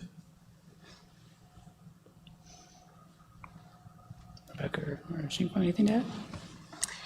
Yeah, just kind of echoing some of the comments already said, from my experience, it takes a lot of work and a lot of time and a lot of intention to do this. It's not something that's just going to happen on its own. Yeah, I think that's all I have to say. I just really want to echo this point that Officer Jackson pointed out. When we look at data, it really is just aggregated number. So we see part of the story, but not the whole story. And so there's another angle. I think we need community member and experts in the community to help us understand what we're missing when we look at the aggregated data, right? So talking to them, using interviews, focus group, using meetings or data party that Dr. Daniel Lee talked about yesterday with community members to bring what we learn from them back to them and really engage the conversation with them and learn from them how to make sense of the data. What are we missing here? How do we translate this into action? So that really is my learning process here to be working with community member, is that how do we not only value their voice, but also with their help translate their voice into action, into our research, into the intervention building. That is how I see works here. I love these points, and I wonder if I can push folks to just expand a little bit. I mean, we have this very interesting set of roles here with either from the Sheriff's Department or university, and I think about Celeste and Moms Demand Action and Cal Evans, who's working in Detroit. You know, if these organizations are making a push to affect change, what are some other ways that we can take our particular expertise and support those missions that are not, I mean, maybe in addition to data, which I love, but what else can we bring to the table to help them?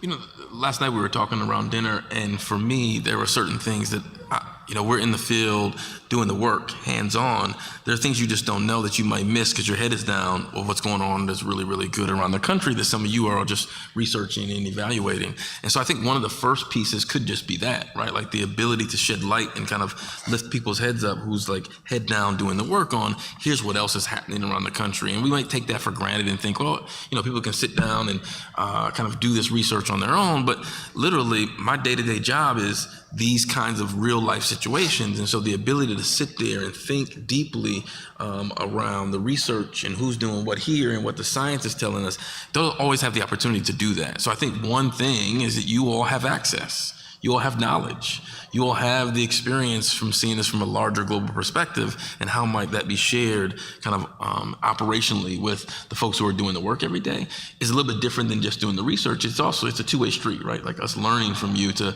really enhance what we're doing. And I'll say again, because we run into this, we don't always have the answers operationally. We may think we do because of our lived experience, and so this feels right. But sometimes what feels right is not actually moving the needle.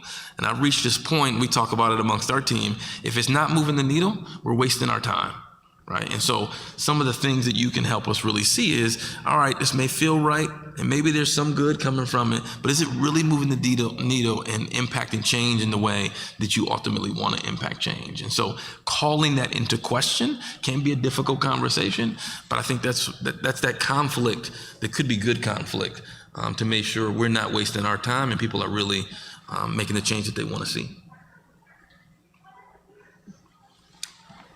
And I also think there's a really big place here for relationship building between community members, between researchers and community members, between researchers, community members, practitioners, and so much happens in those transactional and in those relationships. And so the more we can build this network, build relationships, strengthen those relationships, I think that's when we can start to see more efficiency in our work and, again, bringing all of the voices to the table rather than having all of these separate, distinct tables. Please. So I wasn't sure who the we was in your question. I'm just going to answer on behalf of, or my thoughts are on behalf of universities and the biomedical structures in many cities around the nation. There's a great book, came out a couple years ago, a guy at Trinity College wrote, called In the Shadow of the Ivory Tower. I'd encourage you all to look that book up. In it, there's a great argument about what is the role of our, quote, eds and meds around the nation, our major educational institutions and our major medical institutions. In fact, in most cities around the nation, these are the top employers in their local cities. They employ more people. In my city, Columbia University and NYU hold more real estate in the city of New York than anybody else combined, right? So there's amazing wealth and resources, and I think one of the things that could be returned are those resources to the local communities that many of these institutions find themselves in, very directly. And I think we haven't really had those conversations. There's some emerging conversations being had. Healthcare executives and major health systems around the nation have gotten together to begin to open this dialogue and make these investments in gun violence prevention for their local communities. There's a couple of great examples. University of Pennsylvania is one of those examples. Columbus Children's Hospital in Columbus, Ohio is another great example of direct investments in things like housing and green space creation in their surrounding communities, coming right out of their budgets for their local communities, which have been very hard hit by gun violence. We need much more of that. We need more models like that. Now, those are really institutions, the investments coming out of the medical institutions. I haven't seen nearly as much from a coalition of universities around the nation doing the same thing. And I'd love to see more of that in this space. So that's in answer to what I think your we is, that's what I think we should be doing more of. Totally agree, and it's really got me thinking, and it has been got me thinking, is I think community engagement is a long-term commitment. And very frankly, as researcher, we also work with short-lived projects. And what happens after the project? And I don't have perfect answer here, and I will invite everyone to think with us, with me, how do we keep the commitment going? Because it's so important. It shouldn't be ignored that after the project ends, and committee members sometimes left with no funding, and us left with no funding, then what can we do together to keep the work going and ensure the sustainability? And that is really the tough question. I think the next step, and with the wisdom here in the room, something we can figure out together. Great. Several questions around best practices, evidence-based strategies, particularly those that do engage community members. I'm wondering if anybody would like to talk about some of the strategies they've employed or some of the evidence-based or promising practices that they've seen effective in terms of preventing gun violence in the community. Community can be widely defined. Well, in the spirit of going upstream, our group and with the group here at the University of Michigan have done a decent amount of work on changing some of those basic structures in communities with communities, actually at the initiation, as I was saying before, of community members, and that was around green space creation and housing fixes, housing and abandoned building fixes in many cities. And both with the community's ideas, taking those, but then applying the highest level of science to those, we found very significant and sustained reductions in gun violence in communities where these investments are made. Now, there's a number of cities that have taken that up, these sorts of things up around the nation, but not nearly enough. And I think if we could get more of those sorts of best practices and getting more communities to think about these far upstream interventions, and not simply transplanting what was done in Philadelphia or New Orleans to another city, but thinking about the idea of these interventions and how they could adapt them to their particular city or town. I think it could be really, really powerful to get more cities to invest in that. So I do got an answer for this one. So I reached out to our community engagement core director, Dr. Cindy Foster. What's the wisdom you have for us for community engagement? And I'd like to quote her here. She said, "Curiosity, humble, and kind." And I think I totally agree with her. That's 100% what we could apply here for community engagement. And I would add one thing that is truthfulness. Be truthfulness about, be honest about what you're trying to do with them, and bring your struggle with them, listen to their struggle, and really share the mutual truthfulness throughout the process. I don't know if it's the best practice, but I think it's a principle of working with them. Adding to Shinfeng's point, the transparency should be a huge piece of this community engagement process, and transparency about, how are we going to co-create this? How are we going to co-evaluate it, or are we going to co-evaluate it? And also, to a point raised earlier, what's going to happen when this project is done? How are we going to end this relationship on good terms, or how are we going to continue it onto the next project, the next idea? So that's just, another piece of what I think about when I'm thinking about how to engage communities and work alongside communities in this work.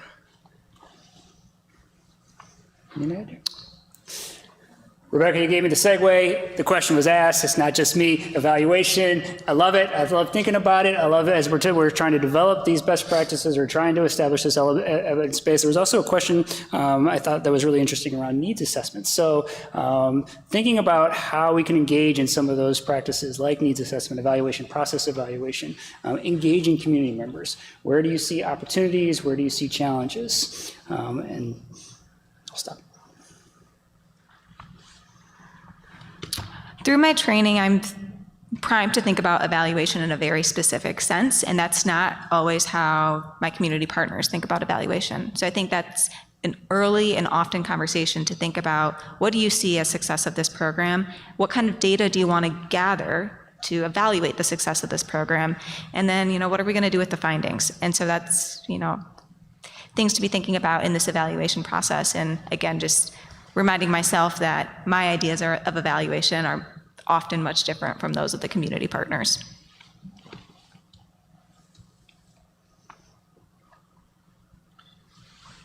So I'm reflecting, I'm looking at the person from Moms Demand. I love when the red shirts show up to events, so it's always a joy. And so she had said before that she wasn't a numbers person, right? Am I correct on that, right? So my background is in mathematics, and I'm not a stories person.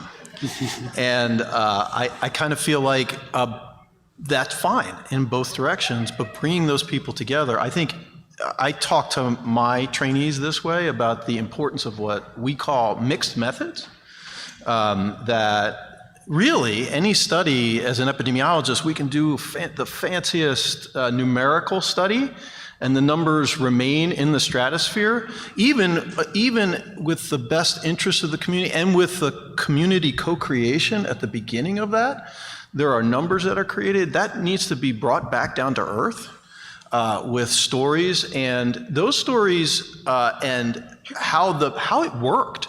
Just because the numbers showed that something worked or was successful, even if the community suggested it in the first place, we still then need to come back and figure out, well, how did it work?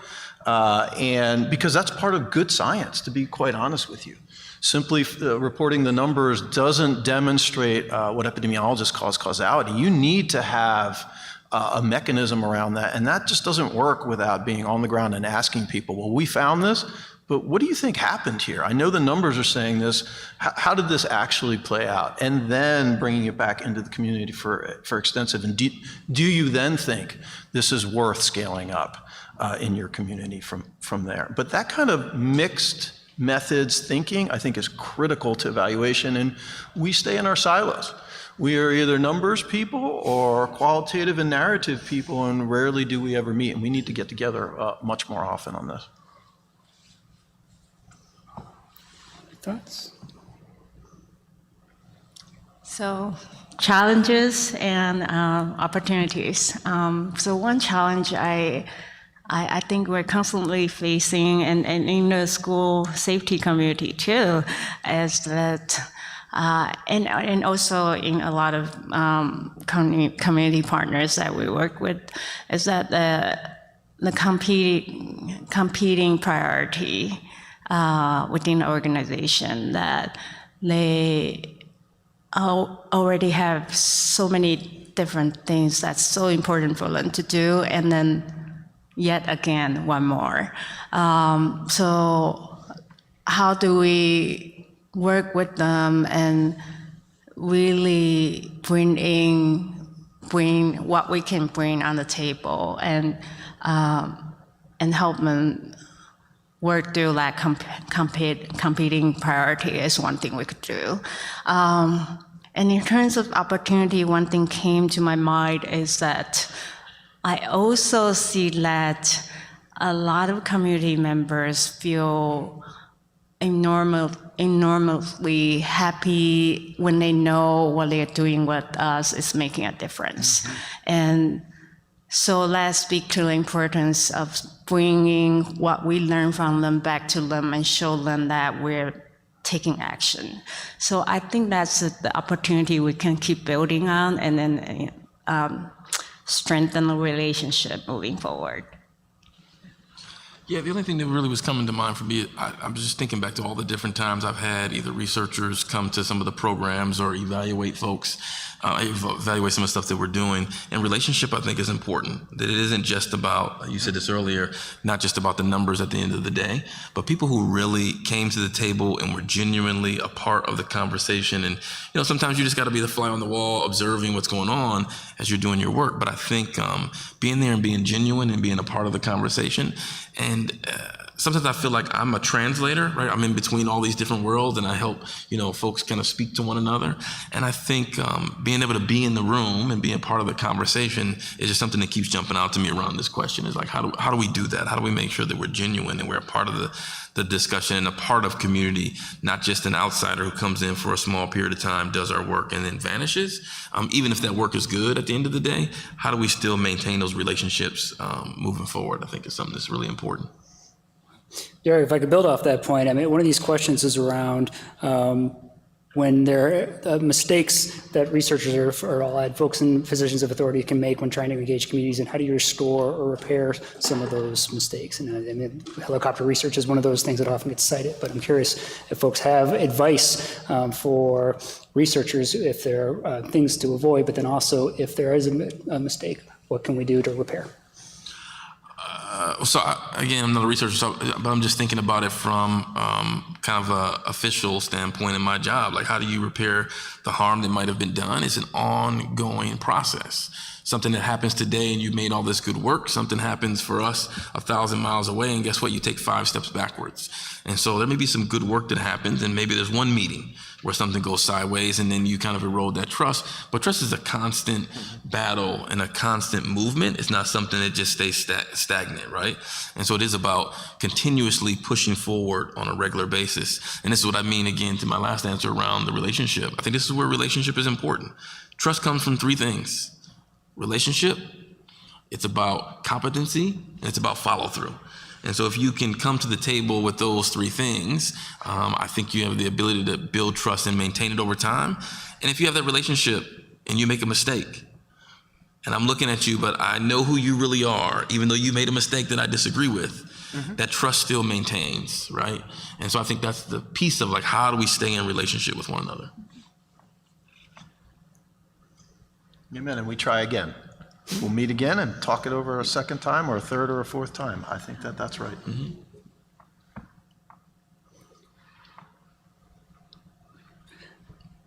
So the next question is around sort of calls to action. I think this is an interesting one. Calls to action for community members around these solutions. How are we getting the information that we are developing here on campus out? What does that outreach look like? How can we begin to translate, whatever it might be? How do we make that voice as loud and clear as possible? I think the call to action might operate in the opposite direction, where the call to action is actually stemming from communities, and we as researchers need to hear it.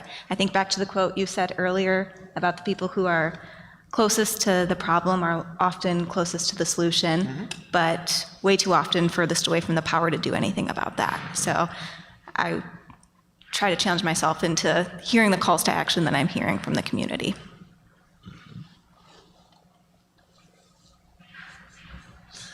I think some of it is just to show up. You know, I'm right here in Washtenaw County where the University of Michigan is, and we're always eager and excited to have the interactions with folks who are in this room.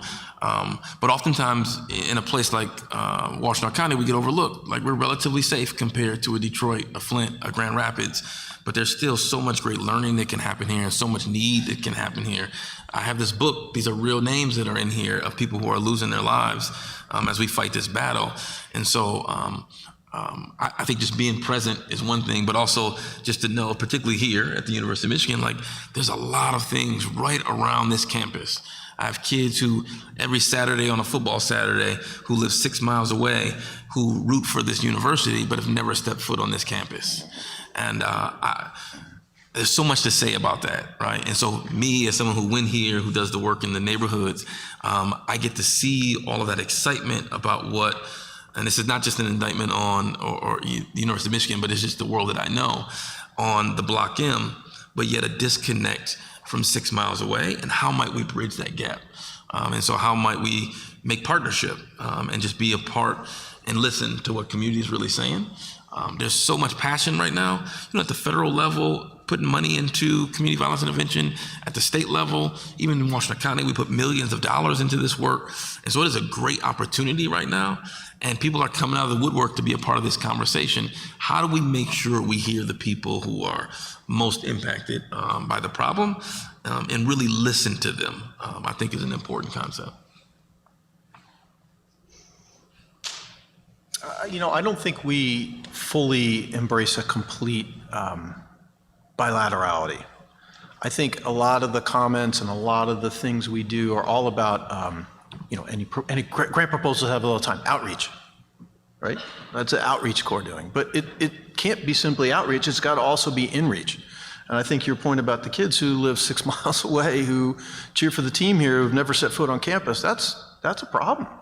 So there's got to be inreach, and you have to provide, I think, real, and this isn't just about Michigan, this is about many different institutions, have to provide real opportunities for inreach, for those kids to come to campus, and not simply for, I don't know, for something short term, and then they leave and don't come back again. Provide them pathways to education here. provide opportunities for them, real opportunities for them to engage with the campus and be part of your scientific studies here on campus or something, to learn from and be part of your scientific team on this campus or something along those lines. Give them real chances to engage with the campus, not simply show up in their community, but bring them to your community as well. So outreach and inreach, and I think we need a bit more of complete bilaterality in this. We are down to just our last couple of minutes in our last panel for the day. This was called Build a Big Tent, Community Engagement Solutions to Gun Violence. Closing thoughts. Xingfang, we'll start with you. If you want these folks in the audience watching at home to know one thing about this topic, what would you say? Sure. So the story that was shared this morning by Brendan and how he was talking about a sense of safety and belonging really sit in me. And I think as a society and with the community, we cannot be successful without having each single of us to feel that way, to feel that sense of safety, to feel that sense of belonging. And I think community engagement is a great channel to make that happen, because only through all of us working on that, we can each feel that way. So that's how I feel. Derek, closing thoughts? Yeah, I don't think community engagement is a program. I don't think it's just a feel-good thing that you do once or twice. I think it is a way that you think about the world. I think it's a way that you think about the work that you're trying to do. And so if there's just one piece I would leave is that paradigm shift, that it isn't just a program or a quick idea. It's really about the way we ingratiate ourselves and be a part of community, not just as researcher or police officer who happens to work in community, but literally being ingrained in a part of the fabric of community. And I think it's a little bit of a different way to think about community engagement. The work of preventing firearm injuries, whether it be on the research side or the community work side or a policy side, it can be really tough work. It can be tough physically, emotionally, mentally, socially.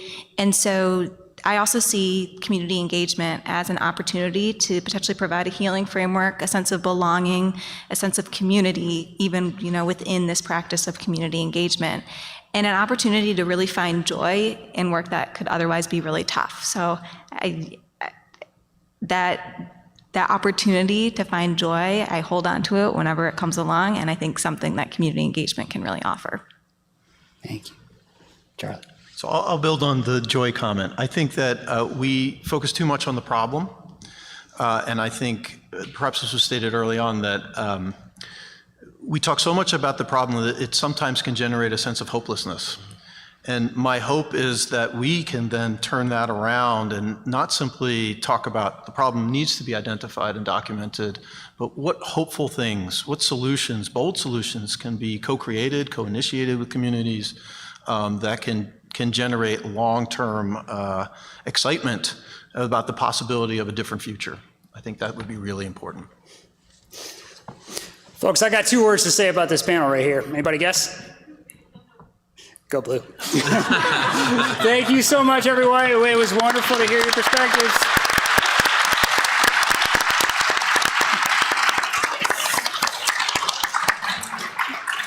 We are now to the research showcase part of the program. We invite folks to come take a look at some of the work that's happening, have some food, have a drink. We are so excited to continue these conversations. Our panelists are available if you'd like to speak, and have a great rest of your afternoon.